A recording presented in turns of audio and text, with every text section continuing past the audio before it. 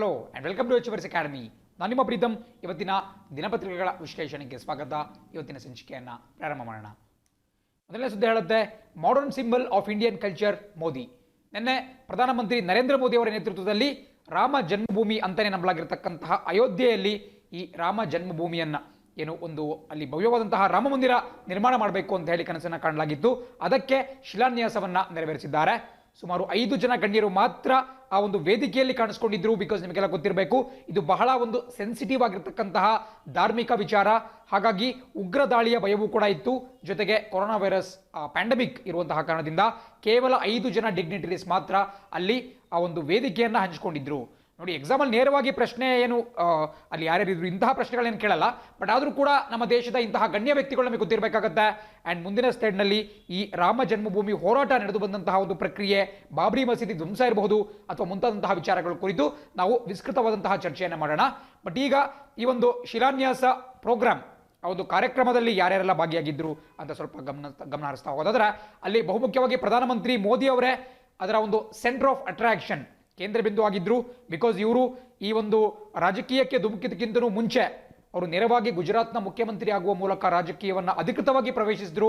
But ಅದಕ್ಕಿಂತ ಹಿಂದೆ ಅವರು ಈ ಒಂದು ಹೋರಾಟಗಾರರಾಗಿದ್ದಂತಹ ಸಂದರ್ಭದಲ್ಲೂ ಕೂಡ ಈ ರಾಮ ಜನ್ಮಭೂಮಿ ಪರವಾದಂತಹ ಹೋರಾಟಗಳಲ್ಲಿ ಸಾಕಷ್ಟು ಪ್ರಮುಖವಾದ ಒಂದು ಹುದ್ದೆಗಳಲ್ಲಿ ಕಾಣಿಸ್ಕೊಂಡಿದ್ರು. ಸಾಕಷ್ಟು ಪ್ರಮುಖವಾದಂತಹ ಒಂದು ಕೆಲಸವನ್ನು ಕೂಡ ಅವರು ಮಾಡಿದ್ರು. ಅಂಡ್ ಪ್ರಧಾನಮಂತ್ರಿ ಮೋದಿ ಅವರು ಬಹುಮುಖ್ಯರಾದರೆ, ಅವರ ನಂತರ ಕೆಳಗಡೆ RSS ಚೀಫ್, ರಾಷ್ಟ್ರೀಯ ಸ್ವಯಂ ಸೇವಕ್ ಸಂಘದ ಮುಖ್ಯಸ್ಥರಾಗಿರ್ತಕ್ಕಂತಹ ಮೋಹನ್ ಭಾಗವತ್ ಅವರು ಕೂಡ ಆ ಒಂದು ವೇದಿಕೆಯಲ್ಲಿ ಕಾಣಿಸ್ಕೊಂಡಿದ್ರು. ನಮಗೆಲ್ಲ ಗೊತ್ತಿರೋ ರೀತಿ RSS ಈ ಒಂದು ಸ್ವಯಂ ಸೇವಕ ಸಂಘ ಒಂದು ವಾಲಂಟಿಯರ್ ಆರ್ಗನೈಸೇಷನ್, ದೇಶಾದ್ಯಂತ ಸಾಕಷ್ಟು ಒಂದು ಜನಬೆಂಬಲವನ್ನು ಹೊಂದಿದೆ. ಆ್ಯಂಡ್ ಅಷ್ಟೇ ಅಲ್ಲ, ಈ ಒಂದು ಹೋರಾಟದಲ್ಲಿ ಅದು ಕೂಡ ಸಾಕಷ್ಟು ಪ್ರಮುಖವಾದಂತಹ ಪಾತ್ರವನ್ನು ನಿರ್ವಹಣೆ ಮಾಡಿತ್ತು. ಸೊ RSS ಮುಖ್ಯಸ್ಥರಾಗಿರ್ತಕ್ಕಂತಹ ಮೋಹನ್ ಭಾಗವತ್ ಅವರು ಕೂಡ ಅಲ್ಲಿ ಭಾಗವಹಿಸಿದ್ರು. ಆ್ಯಂಡ್ ಮಹಾರಾಷ್ಟ್ರದ ನಾಗ್ಪುರ್ನಲ್ಲಿ ಈ RSSನ ಕೇಂದ್ರ ಕಚೇರಿ ಕಂಡುಬರುತ್ತೆ. ನೀವು ಸ್ವಲ್ಪ ಆಧುನಿಕ ಇತಿಹಾಸದ ಕೆಲವೊಂದು ಪುಸ್ತಕಗಳನ್ನ ಓದ್ತಾ ಹೋಗೋದಾದ್ರೆ ಇದನ್ನ ಒಂದು ಕೋಮುವಾದಿ ಸಂಘಟನೆ ಅಂತ ಜರೆಯಲಾಗುತ್ತೆ. ಬಿಕಾಸ್ ಅದು ಕೇವಲ ಒಬ್ಬ ಲೇಖಕರ ಪರ್ಸ್ಪೆಕ್ಟಿವ್ ಮಾತ್ರ. ನಾವು ಇವಾಗ ಅವರು ಕೋಮುವಾದಿ ಹೌದೋ ಇಲ್ವೋ, ಸೆಕ್ಯುಲರೋ ನಾನ್ ಸೆಕ್ಯುಲರೋ ಅದ್ರ ಬಗ್ಗೆ ಥಿಂಕ್ ಮಾಡೋದಕ್ಕಿಂತನೂ ಕೇವಲ ಅದನ್ನ ಒಂದು ಆರ್ಗನೈಸೇಷನ್ ಆಗಿ ಮಾತ್ರ ನೋಡೋಣ. ಅದರ ಒಂದು ಕೇಂದ್ರ ಕಚೇರಿ ಕೂಡ ನಮಗೆ ಮಹಾರಾಷ್ಟ್ರದ ನಾಗ್ಪುರಲ್ಲಿ ಕಂಡುಬರುತ್ತೆ. ಆ್ಯಂಡ್ ಅದೇ ರೀತಿ ನಿಮಗೆ ಉತ್ತರ ಪ್ರದೇಶದ ಮುಖ್ಯಮಂತ್ರಿ ಆಗಿರ್ತಕ್ಕಂತಹ ಯೋಗಿ ಆದಿತ್ಯನಾಥ್ ಅವರು ಹಾಜರಿದ್ರು. ಅವರು ಕೂಡ ಸ್ವತಃ ಒಬ್ಬ ಸಂತ ಆಗಿದ್ದಾರೆ. ನಾಥ ಪರಂಪರೆಯ ಒಬ್ಬ ಸಂತ, ಗೋರಖ್ಪುರ್ ಪೀಠಾಧಿಪತಿಯಾಗಿದ್ದಾರೆ. ಆ್ಯಂಡ್ ಜೊತೆಗೆ ಉತ್ತರ ಪ್ರದೇಶದ ಮುಖ್ಯಮಂತ್ರಿ ಕೂಡ ಆಗಿದ್ದಾರೆ, ಸೊ ಯೋಗಿ ಆದಿತ್ಯನಾಥ್. ಆ್ಯಂಡ್ ಅವರ ಜೊತೆಗೆ ಉತ್ತರ ಪ್ರದೇಶದ ಗವರ್ನರ್, ರಾಜ್ಯಪಾಲ ಆಗಿರ್ತಕ್ಕಂತಹ ಆನಂದಿ ಬೆನ್ ಪಟೇಲ್ ಅವರು ಕೂಡ ಅಲ್ಲಿ ಭಾಗವಹಿಸಿದ್ರು. ನೀವು ಇದನ್ನ ಲೀಸ್ಟ್ ಡೌನ್ ಮಾಡ್ಕೋಬೇಕು ಅಂತ ಏನಿಲ್ಲ, ಬಟ್ ಜಸ್ಟ್ ಯಾವ್ಯಾವ ಪ್ರಮುಖವಾದಂತಹ ಜನತೆ, ಯಾವ ಪ್ರಮುಖವಾದಂತಹ ಒಂದಷ್ಟು ವ್ಯಕ್ತಿಗಳು ಅಲ್ಲಿ ಉಪಸ್ಥಿತರಿದ್ರು ಅಂತ ಮಾತ್ರ ನಮಗೆ ಗೊತ್ತಿರಬೇಕಾಗುತ್ತೆ. ಆ್ಯಂಡ್ ಆನಂದಿಬೆನ್ ಪಟೇಲ್ ಅಂತ ಹೇಳಿದ್ರೆ, ಇದಕ್ಕಿಂತ ಹಿಂದೆ ಅವರು ಗುಜರಾತ್ ರಾಜ್ಯದ ಮುಖ್ಯಮಂತ್ರಿ ಆಗಿದ್ರು. ನರೇಂದ್ರ ಮೋದಿ ಅವರು ಪ್ರಧಾನಮಂತ್ರಿ ಆದ ತಕ್ಷಣ ಗುಜರಾತ್ ರಾಜ್ಯಕ್ಕೆ ಆನಂದಿಬೆನ್ ಪಟೇಲ್ ಅವರನ್ನ ಮುಖ್ಯಮಂತ್ರಿ ಮಾಡಲಾಗಿತ್ತು. ಸೊ ಅವರು ಕೂಡ ಇದ್ರು. ಆ್ಯಂಡ್ ಕೊನೆಯದಾಗಿ ಮಹಾಂತ್ ನೃತ್ಯ ಗೋಪಾಲ್ ದಾಸ್, ಇವರ ಹೆಸರನ್ನು ನೀವು ನೋಟ್ ಡೌನ್ ಮಾಡ್ಕೊಳ್ಳೇಬೇಕಾಗುತ್ತೆ. ಬಿಕಾಸ್ ಉಳಿದಿರ್ತಕ್ಕಂತಹ 4 ಜನ ರಾಜಕೀಯ ವಿಷಯಗಳಿಗೆ ಅವರು ಸಾಕಷ್ಟು ಪ್ರಸಿದ್ಧರಾಗಿದ್ದಾರೆ. ಹಾಗಾಗಿ ಅವರ ಬಗ್ಗೆ ಯೂಶುವಲ್ ಆಗಿ ಕ್ವೆಶನ್ಸ್ ಉಂಟಾಗಲ್ಲ. ಬಟ್ ಮಹಾಂತ್ ನೃತ್ಯ ಗೋಪಾಲ್ ದಾಸ್ ಅಂದ್ರೆ ಅವರು ಅಯೋಧ್ಯೆಯ ಮತ್ತೊಂದು ರಾಮ ಮಂದಿರ, ಅಯೋಧ್ಯೆ ಅಂತ ಹೇಳಿದ್ರೆ ಒಂದು ಚಿಕ್ಕ ನಗರ, ಅಲ್ಲಿ ಬೇರೆ ಬೇರೆ ದೇವಸ್ಥಾನಗಳು ಬರುತ್ತೆ. ಅಲ್ಲಿನ ಒಂದು ಪ್ರಸಿದ್ಧ ದೇವಸ್ಥಾನದ ಮುಖ್ಯ ಅರ್ಚಕರಾಗಿದ್ದಾರೆ ಮಹಾಂತ್ ನೃತ್ಯ ಗೋಪಾಲ್ ದಾಸ್. ಇವರು ರಾಮ ಜನ್ಮಭೂಮಿ ಹೋರಾಟದಲ್ಲಿ ಸಾಕಷ್ಟು ವರ್ಷಗಳಿಂದಲೂ ಕೂಡ ಸಕ್ರಿಯರಾಗಿ ತಮ್ಮನ್ನು ತಾವು ತೊಡಗಿಸಿಕೊಂಡಿದ್ದಾರೆ. ಆ್ಯಂಡ್ ಅಷ್ಟೇ ಅಲ್ಲ, ಇತ್ತೀಚೆಗಷ್ಟೇ ಅಂದರೆ ಏನು ಫೆಬ್ರವರಿಯಲ್ಲಿ ನಮ್ಮ ಕೇಂದ್ರ ಸರ್ಕಾರ ಒಂದು ಟ್ರಸ್ಟನ್ನು ರಾಮ ಮಂದಿರ ನಿರ್ಮಾಣ ಮಾಡಲಿಕ್ಕಾಗಿ ಒಂದು ಟ್ರಸ್ಟ್ನ ರಚನೆಯನ್ನು ಮಾಡಿದ್ದು.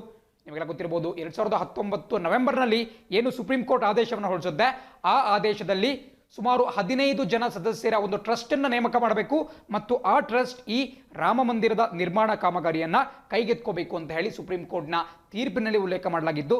ಸೊ ಹಾಗಾಗಿ ಈ ಒಂದು ಟ್ರಸ್ಟ್ನ ಏನು ನೇಮಕ ಮಾಡಿದ್ರು, ಆ ಟ್ರಸ್ಟ್ನ ಹೆಸರು ಕೂಡ ಬಹಳ ಪ್ರಮುಖವಾಗುತ್ತೆ. ಹಿಂದೆ ಕೂಡ ಹೇಳಿದ್ದೇನೆ, ಅದರ ಹೆಸರು ಬಂದ್ಬಿಟ್ಟು ಶ್ರೀ ರಾಮ್ ಜನ್ಮಭೂಮಿ ತೀರ್ಥ ಕ್ಷೇತ್ರ ಟ್ರಸ್ಟ್. ದಯವಿಟ್ಟು ನೋಟ್ ಮಾಡ್ಕೊಳ್ಳಿ, ನಾನು ಪದೇ ಪದೇ ಹೇಳ್ತಾನೆ ಇರ್ತೀನಿ, ಕನ್ಫ್ಯೂಸ್ ಆಗಬಹುದು. ಕೇವಲ ಅದೊಂದು ಟ್ರಸ್ಟ್ ಅಂದ ತಕ್ಷಣ ಅದರ ಹೆಸರು ಏನೋ ಆಗಿರಬಹುದು ಅಂತಲ್ಲ, ಬಟ್ ಅದರ ರಿಯಲ್ ಫುಲ್ ನೇಮ್ ನಿಮ್ಗೆ ಗೊತ್ತಿರಬೇಕಾಗುತ್ತೆ. ಶ್ರೀ ರಾಮ ಜನ್ಮಭೂಮಿ ತೀರ್ಥ ಕ್ಷೇತ್ರ ಟ್ರಸ್ಟ್ ಅಂತೇಳಿ ಅದನ್ನು ಕರಿಬಹುದು. ಆ್ಯಂಡ್ ಆ ಒಂದು ಟ್ರಸ್ಟ್ನ ಮುಖ್ಯಸ್ಥರು ಕೂಡ ನಾನಾಗಲೇ ಹೇಳಿದಂತಹ ಮಹಾಂತ್ ನೃತ್ಯ ಗೋಪಾಲ್ ದಾಸ್ ಅವರಾಗಿದ್ದಾರೆ. ಅವರ ಫೋಟೋವನ್ನು ಕೂಡ ಹಿಂದೆ ನಾನು ತೋರಿಸಿದ್ದೇನೆ, ಒಬ್ಬ ಅರ್ಚಕರಾಗಿದ್ದಾರೆ. ಆ್ಯಂಡ್ ಹಾಗಾಗಿ ಅವರನ್ನು ಕೂಡ ವೇದಿಕೆಯ ಮೇಲೆ ಆಹ್ವಾನ ಮಾಡಲಾಗಿತ್ತು. ಸೊ ಈ 5 ಜನ ಗಣ್ಯ ವ್ಯಕ್ತಿಗಳು ಗೊತ್ತಿರಬೇಕಾಗುತ್ತೆ. ಆ್ಯಂಡ್ ಇದೇನಷ್ಟೇನು ಇಂಪಾರ್ಟೆಂಟ್ ಅಲ್ಲ, ಬಟ್ ನಾವೀಗ ಮಾತಾಡಬೇಕಾಗಿರ್ತಕ್ಕಂತಹದ್ದು ಈ ರಾಮ ಮಂದಿರ ಭೂಮಿಯ ಒಂದು ಜನ್ಮಭೂಮಿಯ ಹೋರಾಟ ಏನಿತ್ತು ಅದು ನಡೆದು ಬಂದಂತಹ ಹಾದಿ, ಯಾವ ಒಂದು ಕಟ್ಟಡ ಅಲ್ಲಿತ್ತು, ಯಾವ್ಯಾವ ಸರ್ಕಾರಗಳು ಎಂತೆಂತಹ ತೀರ್ಮಾನವನ್ನು ತೆಗೆದುಕೊಂಡು ಮುಂತಾದಂತಹ ಪ್ರಶ್ನೆಗಳು ನಮಗೆ ಬಹಳ ಪ್ರಮುಖವಾಗಿ ಬೇಕಾಗ್ತಾ ಹೋಗ್ತವೆ. ಪರೀಕ್ಷೆಯಲ್ಲಿ ಯಾವುದೇ ಒಂದು ಆ್ಯಂಗಲಿಂದ ಕೂಡ ಪ್ರಶ್ನೆಯನ್ನು ಕೇಳಬಹುದು. ಅವರು ಈ ಡಿಸ್ಪ್ಯೂಟೆಡ್ ಮ್ಯಾಟರ್ಸನ್ನು ಜಾಸ್ತಿ ಕೇಳಲ್ಲ, ಬಟ್ ಅದನ್ನು ಹೊರತುಪಡಿಸಿ ಬೇರೆ ಆ್ಯಂಗಲಿಂದ ಅಲ್ಲಿ ಪ್ರಶ್ನೆಗಳು ಉಂಟಾಗಬಹುದು. ಸೊ ಹಾಗಾಗಿ ಇಲ್ಲಿ ನೀವು ಸ್ಕ್ರೀನ್ ಮೇಲೆ ನೋಡ್ತಾ ಇದ್ದೀರಾ, ಮೂಲತಃ ಈ ಒಂದು ವಿವಾದ ಸ್ಟಾರ್ಟ್ ಆಗಿದ್ದೆ 1528ನೇ ಇಸ್ವಿ 1528ನಲ್ಲಿ. ನಿಮಗೆಲ್ಲ ಗೊತ್ತಿರಬೇಕು, 1526ನೇ ಇಸ್ವಿಯಲ್ಲಿ ನಮ್ಮ ದೇಶದ ರಾಜಕೀಯ ಇತಿಹಾಸದಲ್ಲಿ ಒಂದು ಮಹತ್ತರವಾದಂತಹ ಘಟನೆ ಸಂಭವಿಸುತ್ತೆ. ಅದೇನಪ್ಪ ಅಂತ ಹೇಳಿದ್ರೆ ಬ್ಯಾಟಲ್ ಆಫ್ ಪಾಣಿಪತ್, ಮೊದಲನೇ ಪಾಣಿಪತ್ ಕದನ. ದಯವಿಟ್ಟು ನಿಮ್ಮ ನೋಟ್ಬುಕ್ಕಲ್ಲಿ ನೋಟ್ ಡೌನ್ ಮಾಡ್ಕೊಳ್ಳೇಬೇಕಾಗುತ್ತೆ. ಇದನ್ನು ನೀವು ಹಿಸ್ಟ್ರಿಯಲ್ಲಿ ಓದ್ತಾ ಹೋಗ್ತೀರಾ, ಬಟ್ ಆದರೂ ಕೂಡ ಕರೆಂಟ್ ಅಫೇರ್ಸ್ ಜೊತೆಗೆ ಅದನ್ನು ನಾವು ಮಿಕ್ಸ್ ಮಾಡ್ತಾ ಹೋಗೋಣ, ಪರೀಕ್ಷೆಯಲ್ಲಿ ಪ್ರಶ್ನೆಗಳು ಉಂಟಾಗಬಹುದು. ಬ್ಯಾಟಲ್ ಆಫ್ ಪಾಣಿಪತ್ ಅಥವಾ ಒಂದನೇ ಪಾಣಿಪತ್ ಕದನ ನಡೆಯುತ್ತೆ 1526ನೇ ಇಸ್ವಿಯಲ್ಲಿ. ಆ ಒಂದು ಘನಘೋರವಾದಂತಹ ಕದನದಲ್ಲಿ ಭಾರತವನ್ನು ಆಡಳಿತ ಮಾಡ್ತಿದ್ದಂತಹ ದೆಹಲಿ ಸುಲ್ತಾನರ ಒಬ್ಬ ರಾಜ ಇಬ್ರಾಹಿಂ ಲೋಧಿಯನ್ನ ಸೋಲಿಸ್ಬಿಟ್ಟು ಬಾಬರ್ ಅಧಿಪತ್ಯವನ್ನು ಸ್ಥಾಪಿಸ್ತಾನೆ ಭಾರತ ದೇಶದಲ್ಲಿ. ಸೊ ಬಾಬರ್ ಮುಘಲ್ ಸಾಮ್ರಾಜ್ಯದ ಸಂಸ್ಥಾಪಕ. ಮುಘಲ್ ಸಾಮ್ರಾಜ್ಯ ಅಂತ ಏನಿದೆ ಅದು ಬಾಬರ್ನಿಂದನೇ ಸ್ಟಾರ್ಟ್ ಆಗುತ್ತೆ. ಸೊ 1526ನಲ್ಲಿ ಬಾಬರ್ ಮುಘಲ್ ಸಾಮ್ರಾಜ್ಯವನ್ನು ಭಾರತದಲ್ಲಿ ಸ್ಥಾಪನೆ ಮಾಡ್ತಾನೆ. ಆ್ಯಂಡ್ ಅಂದಿಗೆ ಅಲ್ಲಿವರೆಗೂ ಕೂಡ ನೂರಾರು ವರ್ಷಗಳ ಕಾಲ ಭಾರತವನ್ನು ಆಳಿದಂತಹ ದೆಹಲಿ ಸುಲ್ತಾನರ ಸಂತತಿ ಕೊನೆ ಹೊಂದುತ್ತೆ. ಇಬ್ರಾಹಿಂ ಲೋಧಿ ಅವರ ಕೊನೆಯ ರಾಜ ಆಗಿರ್ತಾನೆ. ಆ್ಯಂಡ್ ಅದಾಗಿ 2 ವರ್ಷಕ್ಕೆ ಜಸ್ಟ್ ಆಫ್ಟರ್ 2 ಇಯರ್ಸ್ ನಿಮಗೆ ಈ ಒಂದು ವಿವಾದ ಕಾಣಿಸ್ಕೊಳ್ಳೋಕೆ ಸ್ಟಾರ್ಟ್ ಆಗುತ್ತೆ. ಜೊತೆಗೆ ಪಾಣಿಪತ್ ಎಲ್ಲಿ ಬರುತ್ತೆ ಅನ್ನೋದು ಕೂಡ ಬಹಳ ಪ್ರಮುಖವಾಗುತ್ತೆ. ಪರೀಕ್ಷೆಯಲ್ಲಿ ಸಿಂಪಲ್ ಆಗಿ ಕೇಳ್ಬಿಡ್ತಾರೆ. ಪಾಣಿಪತ್ ಬಂದ್ಬಿಟ್ಟು ಪ್ರಸ್ತುತ ಏನು ಇವತ್ತಿನ ಹರಿಯಾಣ ರಾಜ್ಯ ಇದೆ, ಹರಿಯಾಣದಲ್ಲಿ ಈ ಪಾಣಿಪತ್ ಕಾಣಿಸ್ಕೊಂಡು ಸಿಗುತ್ತೆ. ಆ್ಯಂಡ್ 1526ನಲ್ಲಿ ಮೊದಲನೇ ಪಾಣಿಪತ್ ಕದನ ಉಂಟಾದರೆ 1556ನಲ್ಲಿ ಅಕ್ಬರ್ನ ಒಂದು ರಿಜೆಂಟ್ ಆಗಿದ್ದಂತಹ ಬೈರಾಮ್ ಖಾನ್ ಅವರ ನೇತೃತ್ವದಲ್ಲಿ ಒಂದು ವಾರ್ ಕೂಡ ನಡೆಯುತ್ತೆ 1556ಅಲ್ಲಿ. ಅದನ್ನು 2ನೇ ಪಾಣಿಪತ್ ಕದನ ಅಂತ ಕೂಡ ಕರೆಯಲಾಗುತ್ತೆ. ಬಟ್ ಅದನ್ನು ನಾವು ಹಿಸ್ಟ್ರಿಯಲ್ಲಿ ಓದ್ತಾ ಹೋಗ್ತೀವಿ. ಬಟ್ ಈಗ ಪ್ಯೂರ್ಲಿ ಈ ಒಂದು ವಿಚಾರಕ್ಕೆ ಸಂಬಂಧಿಸಿದಂತೆ ಮಾತ್ರ ನಾವು ಮಾತಾಡ್ತಾ ಹೋಗೋಣ. ಆ್ಯಂಡ್ 1528 ಯಾಕಪ್ಪ ವಿವಾದ ಉಂಟಾಗುತ್ತೆ ಅಂತ ಹೇಳಿದ್ರೆ, ನೀವು ಈ ಭಾಗದಲ್ಲಿ ಗಮನಿಸ್ತಾ ಇದ್ದೀರಾ, ಮಿರ್ ಬಾಕಿ ಈತನ ಹೆಸರು ದಯವಿಟ್ಟು ನೋಟ್ ಮಾಡ್ಕೊಳ್ಳಿ. ಪ್ರಸಕ್ತವಾಗಿ ಕರೆಂಟ್ ಅಫೇರ್ಸ್ ದೃಷ್ಟಿಯಿಂದ ಇದು ಬಹಳ ಪ್ರಮುಖವಾಗಿರೋದ್ರಿಂದ ಹಿಸ್ಟ್ರಿಯಲ್ಲಿ ಕೂಡ ಇಂತಹ ಪ್ರಶ್ನೆಯನ್ನು ಕೇಳಬಹುದು. ಮಿರ್ ಬಾಕಿ ಅಂತ ಹೇಳಿದ್ರೆ ಏನು ಮುಘಲರ ರಾಜ ಬಾಬರ್ ಇದ್ದ, ಆ ಬಾಬರ್ನ ಒಬ್ಬ ಸೇನಾಧಿಪತಿ, ಅದನ್ನ ಒಬ್ಬ ಜನರಲ್ ಆಗಿದ್ದ. ಸೊ ಮಿರ್ ಬಾಕಿ, ಸೊ ಅದನ್ನು ನೀವು ನೆನಪಲ್ಲಿ ಇಟ್ಕೋಬೇಕಾಗುತ್ತೆ. ಸೊ 1528ನೇ ಇಸ್ವಿಯಲ್ಲಿ ಮಿರ್ ಬಾಕಿ ಅನ್ನುವಂತಹ ಸೇನಾಧಿಪತಿ ಈ ವಿವಾದಿತ ಸ್ಥಳ ಏನಿದೆ, ಹಿಂದೂಗಳು ಏನು ಸಹಸ್ರಾರು ವರ್ಷಗಳಿಂದ ರಾಮ ಜನ್ಮಭೂಮಿ ಅಂತಾನೆ ಭಾವಿಸಿಕೊಂಡಿದ್ದು ಬಂದಂತಹ ಒಂದು ಜಾಗದಲ್ಲಿ ಆತ ಈ ಬಾಬ್ರಿ ಮಸೀದಿಯನ್ನು ಕಟ್ತಾನೆ. ಸೊ ಬಾಬ್ರಿ ಮಸೀದಿ ನಮ್ಮ ದೇಶದಲ್ಲಿ ನಿರ್ಮಾಣವಾದಂತಹ ವರ್ಷ 1528. ಆ ಸಂದರ್ಭದಲ್ಲಿ ನಮ್ಮ ದೇಶವನ್ನು ಆಳ್ತಿದ್ದು ಬಾಬರ್ ಮತ್ತು ಇದರ ನಿರ್ಮಾಣವನ್ನು ಮಾಡಿದ್ದು ಮಿರ್ ಬಾಕಿ. ಬಹಳ ಪ್ರಮುಖವಾಗಿ ಗೊತ್ತಿರಬೇಕಾಗುತ್ತೆ. ಆ್ಯಂಡ್ ಹಾಗಾಗಿ ಯಾವುದು ಮಸೀದಿಗೆ ಬಾಬ್ರಿ ಮಸೀದಿ ಅಂತ ಹೇಳಿ ಹೆಸರನ್ನ ಇಡಲಾಗುತ್ತೆ. ಬಹಳ ದೊಡ್ಡದಾಗಿರ್ತಕ್ಕಂತಹ ಒಂದು ಮಸೀದಿ 1528ನಲ್ಲಿ ನಿರ್ಮಾಣ ಆಗಿದ್ದು 1992ನೇ ಇಸ್ವಿ 1992ನಲ್ಲಿ ಅದರ ಒಂದು ಧ್ವಂಸ ಕೂಡ ನಡೆಯುತ್ತೆ. ಈ ಭಾಗದಲ್ಲಿ ಗಮನಿಸ್ತಾ ಇದ್ದೀರಾ, 1992 ಡಿಸೆಂಬರ್ 6 ಅದರ ಧ್ವಂಸ ಕೂಡ ನಡೆಯುತ್ತೆ. ಇದು ಅತ್ಯಂತ ಪ್ರಮುಖವಾಗಿ ನಿಮಗೆ ಗೊತ್ತಿರಬೇಕಂತ ಒಂದು ವಿಚಾರ.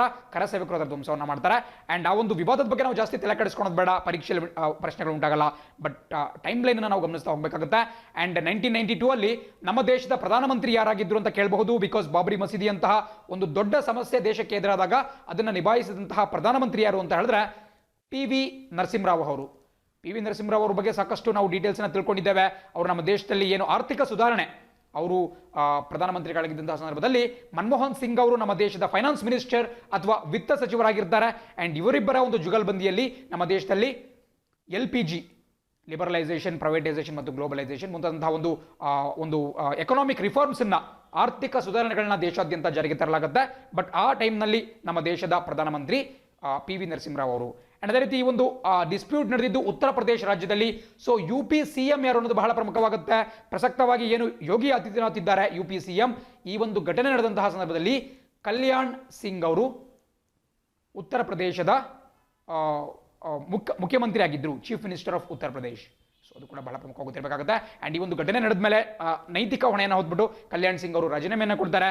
ಅವರು ತಮ್ಮ ಒಂದು ಹುದ್ದೆಯಿಂದ ಕೆಳಗಿಳಿಬೇಕಂತಹ ಸನ್ನಿವೇಶ ಕೂಡ ಉಂಟಾಗುತ್ತೆ. ಆ್ಯಂಡ್ ಇದನ್ನು ಕೂಡ ನೀವು ನೆನಪಲ್ಲಿ ಇಟ್ಕೋಬೇಕಾಗುತ್ತೆ. ಆ್ಯಂಡ್ ಈ ಭಾಗದಲ್ಲಿ ಹಲವಾರು ಥಿಂಗ್ಸ್ ನಡೀತಾ ಹೋಗುತ್ತೆ. ಬಟ್ ನಮಗೆ ಪ್ರಮುಖವಾಗಿ ಪರೀಕ್ಷಾ ದೃಷ್ಟಿಯಿಂದ ಪ್ರಮುಖವಾಗ್ತಕ್ಕಂತಹದ್ದು ನೀವು ಈ ಮೇಲ್ಭಾಗದಲ್ಲಿ ನಿಮಗೆ ಕಾಣಿಸ್ತಿರ್ತಕ್ಕಂತಹ ಒಂದು ಕಾಯ್ದೆ. 1993ನಲ್ಲಿ ಅಂದಿನ ಸಂದರ್ಭದ ನಮ್ಮ ಕೇಂದ್ರ ಸರ್ಕಾರ ಒಂದು ಕಾಯ್ದೆಯನ್ನು ಸಂಸತ್ತಿನಲ್ಲಿ ಪಾಸ್ ಮಾಡುತ್ತೆ. ಒಂದು ಮಸೂದೆಯನ್ನು ಮಂಡನೆ ಮಾಡಿಬಿಟ್ಟು ಅದಕ್ಕೆ ಅನುಮತಿಯನ್ನು ಪಡ್ಕೊಳ್ಳಲಾಗುತ್ತೆ.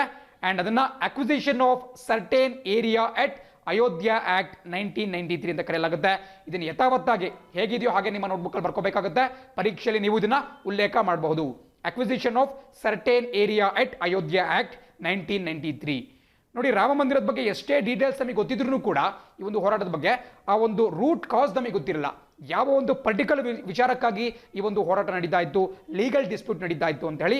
ನೋಡಿ, ಅಲ್ಲಿ ಇದ್ದಿದ್ದು ಕೇವಲ 2.77 ಎಕರ್ಸ್, 2.77 ಎಕರೆಯಷ್ಟು ಜಾಗದ ಮೇಲೆ ಮಾತ್ರ ಈ ಒಂದು ಡಿಸ್ಪ್ಯೂಟ್ ಅಥವಾ ವಿವಾದ ಇದ್ದಿದ್ದು. ಏನು 2019 ನವೆಂಬರ್ನಲ್ಲಿ ಸುಪ್ರೀಂ ಕೋರ್ಟ್ ತೀರ್ಪು ಕೊಡುತ್ತೆ.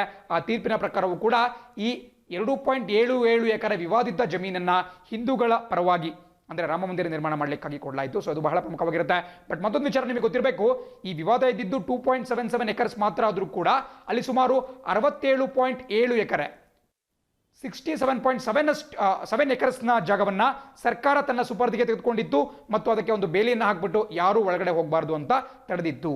ಈ 67.7 ಎಕರ್ಸ್ ಹೆಂಗೆ ಬರುತ್ತೆ ಅಂತ ನೀವು ಕೇಳಬಹುದು. ನೋಡಿ, ಇದು ಒಂಥರ ಡೀಪ್ ನಾಲೆಡ್ಜ್, ನೀವು ತಿಳ್ಕೊಳ್ತಾ ಹೋಗಬೇಕಾಗುತ್ತೆ. ಇದ್ರ ಮೇಲೆ ಒಂದು ಎಸ್ಸೇ ಬರೀಬೇಕು ಅಂತ ಹೇಳಿದ್ರೆ ನಿಮಗೆ ಬಹಳ ಸುಲಭವಾಗಿ ಇಂತಹ ಡೀಟೇಲ್ಸನ್ನು ಇನ್ಕ್ಲೂಡ್ ಮಾಡೋಕ್ಕೆ ಈಸಿ ಆಗುತ್ತೆ. ಆ್ಯಂಡ್ 67.7 ಎಕರ್ಸ್ ಹೇಗೆ ಬಂತಪ್ಪ ಅಂತ ಹೇಳಿದ್ರೆ, ನೋಡಿ ಈ ಭಾಗದಲ್ಲಿ ನೀವೇನು ಆ್ಯಕ್ಟನ್ನು ಗಮನಿಸ್ತಾ ಇದ್ದೀರಾ, acquisition of certain area at Ayodhya act 1993. ನೋಡಿ, ಅಕ್ವಿಸಿಷನ್ ಆಫ್ ಸರ್ಟೇನ್ ಏರಿಯಾ ಅಂದರೆ ಅಯೋಧ್ಯೆಯಲ್ಲಿ ನಿರ್ದಿಷ್ಟವಾದಂತಹ ಪ್ರದೇಶವನ್ನು ವಶಪಡಿಸಿಕೊಳ್ಳುವಂತಹ ಕಾಯ್ದೆ 1993 ಅಂತ ಇದನ್ನು ನಾವು ಕನ್ನಡದಲ್ಲಿ ಕರಿಬಹುದು. ಸೊ ಇದರಲ್ಲಿ ಏನು ಮಾಡ್ತಾರೆ ಅಂದರೆ, ಫಾರ್ ಎಕ್ಸಾಂಪಲ್ ನೋಡಿ, ಈ ಒಂದು ಭಾಗದಲ್ಲಿ ಅಯೋಧ್ಯ ಅಂತ ದೊಡ್ಡ ನಗರ ಬರುತ್ತೆ. ಆ ನಗರದ ಈ ಭಾಗದಲ್ಲಿ ಮಾತ್ರ ಈ 2.77 ಎಕರ್ಸ್ನಷ್ಟು ವಿವಾದಿತ ಭೂಮಿ ಇತ್ತು. ಪರೀಕ್ಷೆಯಲ್ಲಿ ಕೇಳಬಹುದು, ವಿವಾದಿತ ಭೂಮಿಯ ವಿಸ್ತೀರ್ಣ ಎಷ್ಟು ಅಂತ ಕೇಳಿದ್ರೆ, ಏರಿಯಾ ಎಷ್ಟು ಅಂತ ಕೇಳಿದ್ರೆ 2.77 ಎಕರ್ಸ್. ಬಟ್ ಆದರೂ ಕೂಡ ಈ ಒಂದು ವಿವಾದಿತ ಭೂಮಿಯ ಸುತ್ತಲೂ ಕೂಡ ಹಿಂದೂಗಳು ಬಹುಸಂಖ್ಯಾತರಾಗಿ ವಾಸವಾಗಿದ್ರು. ಸೊ ಸರ್ಕಾರಕ್ಕೆ ಏನು ಯೋಚನೆ ಮಾಡುತ್ತಪ್ಪ ಅಂತ ಹೇಳಿದ್ರೆ, ಅಲ್ಲಿ ಕೋರ್ಟಲ್ಲಿ ಆಲ್ರೆಡಿ ಕೇಸ್ ನಡೀತಾ ಇತ್ತು, 1993 ಕೋರ್ಟಲ್ಲಿ ಕೇಸ್ ನಡೀತಾ ಇತ್ತು. ಬಟ್ ಮುಂದೊಂದು ದಿನ ಆ ಒಂದು ವಿವಾದಿತ ಭೂಮಿಯನ್ನ ಮುಸಲ್ಮಾನರಿಗೆ ನೀಡಬೇಕು ಅಂತ ಹೇಳಿ ಸುಪ್ರೀಂ ಕೋರ್ಟ್ ಅಥವಾ ಯಾವುದೊಂದು ಕೋರ್ಟ್ ತೀರ್ಮಾನ ಮಾಡ್ತು ಅಂತ ಹೇಳಿದ್ರೆ, ಆ ಸುತ್ತಲೂ ಇರತಕ್ಕಂತಹ ಹಿಂದೂಗಳು ಮುಂದೆ ಅವರು ಆ ಒಂದು ವಿವಾದಿತ ಭೂಮಿಯನ್ನು ಪ್ರವೇಶಿಸಲಿಕ್ಕೆ ಅಡ್ಡಿಯನ್ನ ಪಡಿಸಬಹುದು. ಬಿಕಾಸ್ ಆ ಸಂಪೂರ್ಣ ರೋಡ್ ಏನಿರಬಹುದು ಎಲ್ಲವೂ ಕೂಡ ಹಿಂದೂಗಳ ಒಡೆತನದಲ್ಲಿದೆ. ಸೊ ಹೀಗಾಗಬಾರ್ದು. ಅವರು ಒಂದು ಕೋರ್ಟಿನಿಂದ ಅನುಮತಿಯನ್ನು ಪಡ್ಕೊಂಡ್ರೂ ಕೂಡ ಆ ಜಾಗದಲ್ಲಿ ಪ್ರಾರ್ಥನೆಯನ್ನು ಸಲ್ಲಿಸಲಿಕ್ಕೆ ವಂಚಿತರಾಗಬಾರ್ದು ಅನ್ನೋ ಕಾರಣದಿಂದ 1993 ಅಂದಿನ ಸಂದರ್ಭದ ಸರ್ಕಾರ ಆ ಸುತ್ತಲೂ ಈ ವಿವಾದಿತ 2.77 ಎಕರೆ ಜಮೀನು ಇರತಕ್ಕಂತಹ ಜಾಗ ಏನಿದೆ ಅದರ ಸುತ್ತಲೂ ಕಂಡುಬರ್ತಕ್ಕಂತಹ ಇನ್ನಷ್ಟು 67.7 ಎಕರ್ಸ್, ಸುಮಾರು 67.5 ಎಕರೆ ಅಷ್ಟು ಜಮೀನನ್ನು ಕೂಡ ವಶಪಡಿಸಿಕೊಳ್ಳುತ್ತೆ. ಇದನ್ನ 1993 ಮಾಡಲಾಗುತ್ತೆ. ಅದಕ್ಕಾಗಿ acquisition of certain area at Ayodhya act ಎನ್ನುವಂತಹ ಒಂದು ಕಾಯ್ದೆಯನ್ನು ಜಾರಿಗೆ ತರಲಾಗುತ್ತೆ. ಅದು ಕೂಡ ಜಸ್ಟ್ ನಿಮಗೆ ಗೊತ್ತಿರಬೇಕಾಗಿರುತ್ತೆ. ಇನ್ನು ಉಳಿದಂತಹ ಬೇರೆ ಬೇರೆ ಪ್ರಕರಣಗಳು ನಡೀತಾ ಹೋಗುತ್ತೆ. 2011ನೇ ಇಸ್ವಿಯಲ್ಲಿ ಅಲಹಾಬಾದ್ ಹೈಕೋರ್ಟ್, ನೋಡಿ ಇದು ಕೂಡ ಒಂದು ಟ್ರಿಕಿ ಕ್ವಶನ್ ಆಗಬಹುದು. ನೋಡಿ, ಉತ್ತರ ಪ್ರದೇಶದ ರಾಜಧಾನಿ ಯಾವುದು? ಎಲ್ಲರಿಗೂ ಕೂಡ ಗೊತ್ತು, ಲಕ್ನೋ. ಬಟ್ ಉತ್ತರ ಪ್ರದೇಶದ ಉಚ್ಚ ನ್ಯಾಯಾಲಯ ಅಥವಾ ಹೈಕೋರ್ಟ್ ಆಫ್ ಉತ್ತರ ಪ್ರದೇಶ ನಮಗೆ ಲಕ್ನೋದಲ್ಲಿ ಸಿಗಲ್ಲ, ಬದಲಾಗಿ ಅಲ್ಲಿನ ಅಲಹಾಬಾದ್ನಲ್ಲಿ ಸಿಗುತ್ತೆ. ಏನು ಈಗ ಅದರ ಹೆಸರು ಪ್ರಯಾಗ್ರಾಜ್ ಅಂತಾಗಿದೆ, ಆ ಒಂದು ನಗರದ ಹೆಸರು. ಸೊ ಪ್ರಯಾಗ್ರಾಜ್ನಲ್ಲಿ ನಿಮಗೆ ಅಲಹಾಬಾದ್ ಹೈಕೋರ್ಟ್ ಸಿಗುತ್ತೆ.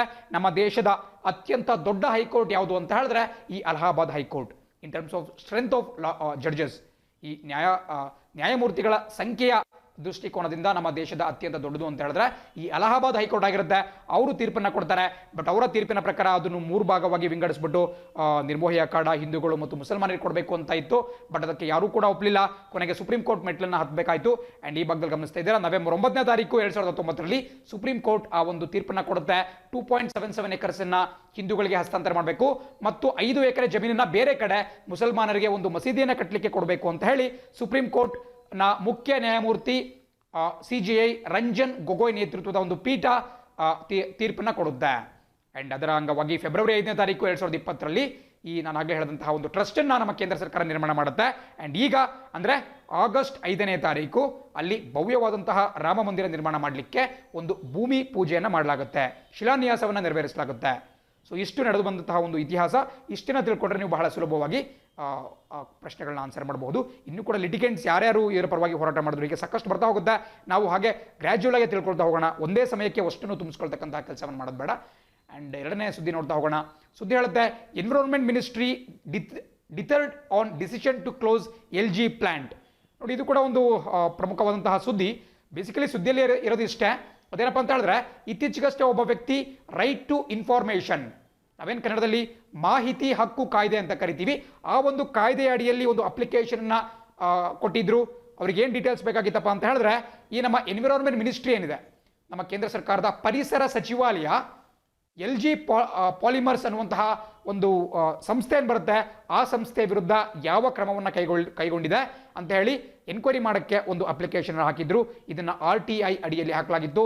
ನೋಡಿ, ಇದನ್ನು ಕೂಡ ನೋಡ್ಕೋಬೇಕಾಗುತ್ತೆ. ಬಹಳ ಜನ ಕನ್ಫ್ಯೂಸ್ ಮಾಡ್ಕೊಳ್ತೀರಾ RTI ಕಾಯ್ದೆ ಮತ್ತು RTE ಕಾಯ್ದೆ, ರೈಟ್ ಟು ಇನ್ಫಾರ್ಮೇಷನ್ ಮತ್ತು ರೈಟ್ ಟು ಎಜುಕೇಷನ್. ಇದು ಶಿಕ್ಷಣ ಕಾಯ್ದೆ ಆದ್ರೆ ಮೇಲ್ಗಡೆ ಇರತಕ್ಕಂತಹದ್ದು ಮಾಹಿತಿ ಹಕ್ಕು ಕಾಯ್ದೆ. RTI ಬಂದ್ಬಿಟ್ಟು 2005ನೇ ಇಸ್ವಿಯಲ್ಲಿ ನಮ್ಮ ದೇಶದಲ್ಲಿ ಜಾರಿಗೆ ತರಲಾಯಿತು. ಅತ್ಯಂತ ಪ್ರಮುಖ RTI ಆಕ್ಟ್ 2005. ಅದೇ ರೀತಿ ರೈಟ್ ಟು ಎಜುಕೇಷನ್ ಅನ್ನ 2009ನೇ ಇಸ್ವಿಯಲ್ಲಿ ಜಾರಿಗೆ ತರಲಾಯಿತು. ಇದರ ಮಧ್ಯೆ ಕನ್ಫ್ಯೂಷನ್ ಮಾಡಿಕೊಂಡು ಪರೀಕ್ಷೆಯಲ್ಲಿ ರಾಂಗ್ ಮಾಡ್ಕೊಳ್ತಾರೆ. ಸೊ ಹಾಗಾಗಿ ಅದನ್ನ ಒಂದು ಸಪರೇಟ್ ಆಗಿ ನೋಟ್ ಮಾಡ್ಕೊಂಡು ಇಟ್ಕೊಳ್ಳಿ.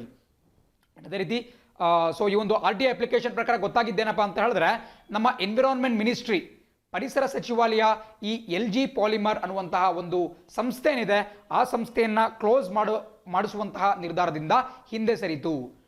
ಸೊ ನೀವು ಕೆಲವರು ಸ್ವಲ್ಪ ಹಿಂದಿನ ಕರೆಂಟ್ ಅಫೇರ್ಸ್ನ ನೀವು ಗಮನದಲ್ಲಿ ಇಟ್ಕೊಂಡಿಲ್ಲ ಅಂತ ಹೇಳಿದ್ರೆ, ಈ LG ಪಾಲಿಮರ್ಸ್ ಪ್ಲಾಂಟ್ ಏನು ಅಂತ ನೀವು ಕೇಳಬಹುದು. ಒಂದು ವಿಚಾರ ನೆನಪಿಟ್ಕೋಬೇಕು ನೀವು, ಕಳೆದ ಕೆಲವು ತಿಂಗಳ ಮುಂಚೆ ಆಂಧ್ರ ಪ್ರದೇಶದ ವಿಶಾಖಪಟ್ಟಣಂ, ಅಥವಾ ನಾವು ಅದನ್ನು ವೈಜಾಗ್ ಅಂತ ಕೂಡ ಕರಿತೀವಿ. ಸೊ ಆಂಧ್ರದ ಈ ವಿಶಾಖಪಟ್ಟಣಂ ಬಳಿ ಒಂದು ದೊಡ್ಡ ದುರ್ಘಟನೆ ಸಂಭವಿಸಿದ್ದೆ, ಅನಿಲ ದುರ್ಘಟನೆ ಸಂಭವಿಸಿದ್ದೆ. ಆ್ಯಂಡ್ ಇದು ಯಾವ ಕಾರಣಕ್ಕಾಗಿರುತ್ತಪ್ಪ ಅಂತ ಹೇಳಿದ್ರೆ, ಅಲ್ಲಿದ್ದಂತಹ LG ಪಾಲಿಮರ್ಸ್ ಅನ್ನುವಂತಹ ಒಂದು ಕಂಪನಿಯಲ್ಲಿ ಸ್ಟೈರಿನ್ ಮೊನೋಮರ್, ಅದನ್ನು ಮುಂದಿನ ಸ್ಲೈಡ್ನಲ್ಲಿ ನಿಮಗೆ ತೋರಿಸ್ತೀನಿ, ನೋಟ್ ಮಾಡ್ಕೋಬೇಕಾಗುತ್ತೆ. ಖಂಡಿತ ಪರೀಕ್ಷೆಯಲ್ಲಿ ಕೇಳ್ತಾರೆ, ಇತ್ತೀಚೆಗಷ್ಟೇ ನಡೆದಂತಹ ವಿಶಾಖಪಟ್ಟಣಂ ಅನಿಲ ದುರಂತದಲ್ಲಿ ಯಾವ ವಿಷಾನಿಲ ಹೊರಗಡೆ ಬಂದಿತ್ತು ಅಂತ ಕೇಳಬಹುದು. ಅದಕ್ಕೆ ಸರಿಯಾದ ಉತ್ತರ ಸ್ಟೈರಿನ್ ಮೊನೋಮರ್. ಬೇಸಿಕಲಿ ಸ್ಟೈರಿನ್ ಮೊನೋಮರ್ ಅಂತ ಹೇಳಿದ್ರೆ ಒಂದು ಇಂಡಸ್ಟ್ರಿಯಲ್ ಗ್ಯಾಸ್. ಅದು ಈ ಇಂಡಸ್ಟ್ರಿಗಳಲ್ಲಿ, ಕಾರ್ಖಾನೆಗಳಲ್ಲಿ ಬಳಸ್ತಕ್ಕಂತಹ ಒಂದು ಅನಿಲ ಸಾಕಷ್ಟು ವಿಷಕಾರಿಯಾಗಿರುತ್ತೆ. ಅದನ್ನು ಈ ಪ್ಲಾಸ್ಟಿಕ್ ವಸ್ತುಗಳನ್ನ ನಿರ್ಮಾಣ ಮಾಡಲಿಕ್ಕೆ, ಅದೇ ರೀತಿ ಈ ಸಿಂಥೆಟಿಕ್ ರಬ್ಬರ್ನ ತಯಾರು ಮಾಡಲಿಕ್ಕೆ ಅದನ್ನು ಬಳಕೆ ಮಾಡಲಾಗುತ್ತೆ. ಸ್ಟೈರಿನ್ ಮೊನೋಮರ್ ಬಹಳ ಪ್ರಮುಖವಾಗಿರುತ್ತೆ. ಆ್ಯಂಡ್ ಮೂಲತಃ LG ಪಾಲಿಮರ್ಸ್ ಅಂತಕ್ಕಂತಹದ್ದು LG ಸಂಸ್ಥೆ ಏನಿದೆ, ನೀವು ಬೇರೆ ಬೇರೆ ಎಲೆಕ್ಟ್ರಾನಿಕ್ ಉಪಕರಣಗಳನ್ನ ನೋಡ್ತಾ ಇರ್ತೀರಾ. LG ಸಂಸ್ಥೆ ಸಂಬಂಧಪಟ್ಟಿರತಕ್ಕಂತಹದ್ದು ರೆಫ್ರಿಜರೇಟರ್ ಇರಬಹುದು, ಅದೇ ರೀತಿ ಬೇರೆ ಬೇರೆ ಗ್ಯಾಡ್ಜೆಟ್ಸ್ ಅನ್ನು ನೋಡ್ತಾ ಇರ್ತೀರಾ. ಸೊ LG ಮೂಲತಃ ಒಂದು ಸೌತ್ ಕೊರಿಯನ್ ಕಂಪನಿ, ದಕ್ಷಿಣ ಕೊರಿಯಾದ ಒಂದು ಕಂಪನಿ. ಇದು ಕೂಡ ಪರೀಕ್ಷೆಯಲ್ಲಿ ಪ್ರಶ್ನೆ ಉಂಟಾಗಬಹುದು.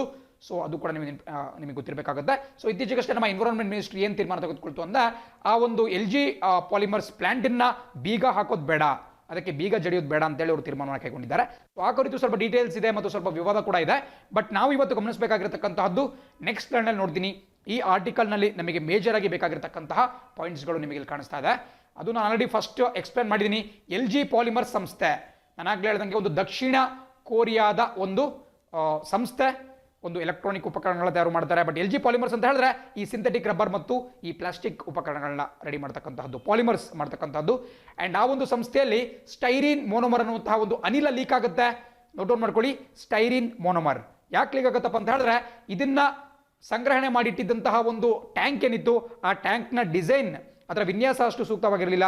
ಸೊ ಹಾಗಾಗಿ ಪ್ರೆಷರ್ ಜಾಸ್ತಿ ಬಿಲ್ಡ್ ಅಪ್ ಆಗಿಬಿಟ್ಟು ಅದರ ವಾಲ್ವ್ಸ್ ಸರಿಯಾಗಿ ಫಂಕ್ಷನ್ ಆಗದಲ್ಲೇ ಅದು ಬಸ್ಟ್ ಆಯಿತು. ಆ್ಯಂಡ್ ಅದರಿಂದ ಈ ವಿಷಾನಿಲವಾಗಿರತಕ್ಕಂತಹ ಸ್ಟೈರಿನ್ ಮೊನೋಮರ್ ಹೊರಗಡೆ ಸೂಸ್ಬಿಟ್ಟು ಸಾಕಷ್ಟು ಜನಕ್ಕೆ ಪ್ರಾಣಹಾನಿ ಮತ್ತು ಆಸ್ತಿ ಹಾನಿ ಉಂಟಾಯಿತು.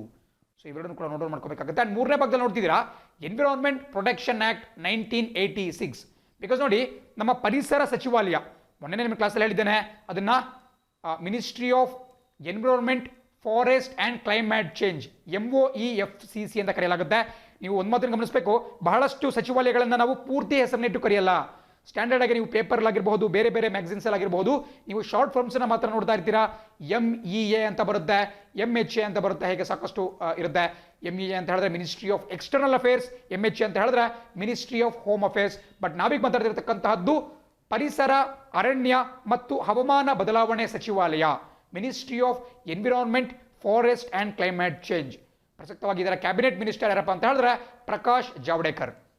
ಇತ್ತೀಚೆಗಷ್ಟೇ ಎನ್ವಿರಾನ್ಮೆಂಟ್ ಇಂಪ್ಯಾಕ್ಟ್ ಅಸೆಸ್ಮೆಂಟ್, ಪರಿಸರ ಪರಿಣಾಮ ಒಂದು ವಿಶ್ಲೇಷಣೆ ಎನ್ನುವಂತಹ ಒಂದು ವಿಚಾರ ವಿವಾದವನ್ನು ಹುಟ್ಟು ಹಾಕಿದಾಗ ಇದೇ ಪ್ರಕಾಶ್ ಜಾವಡೇಕರ್ ಅವರು ಸಾಕಷ್ಟು ಸುದ್ದಿಯಲ್ಲಿದ್ದರು.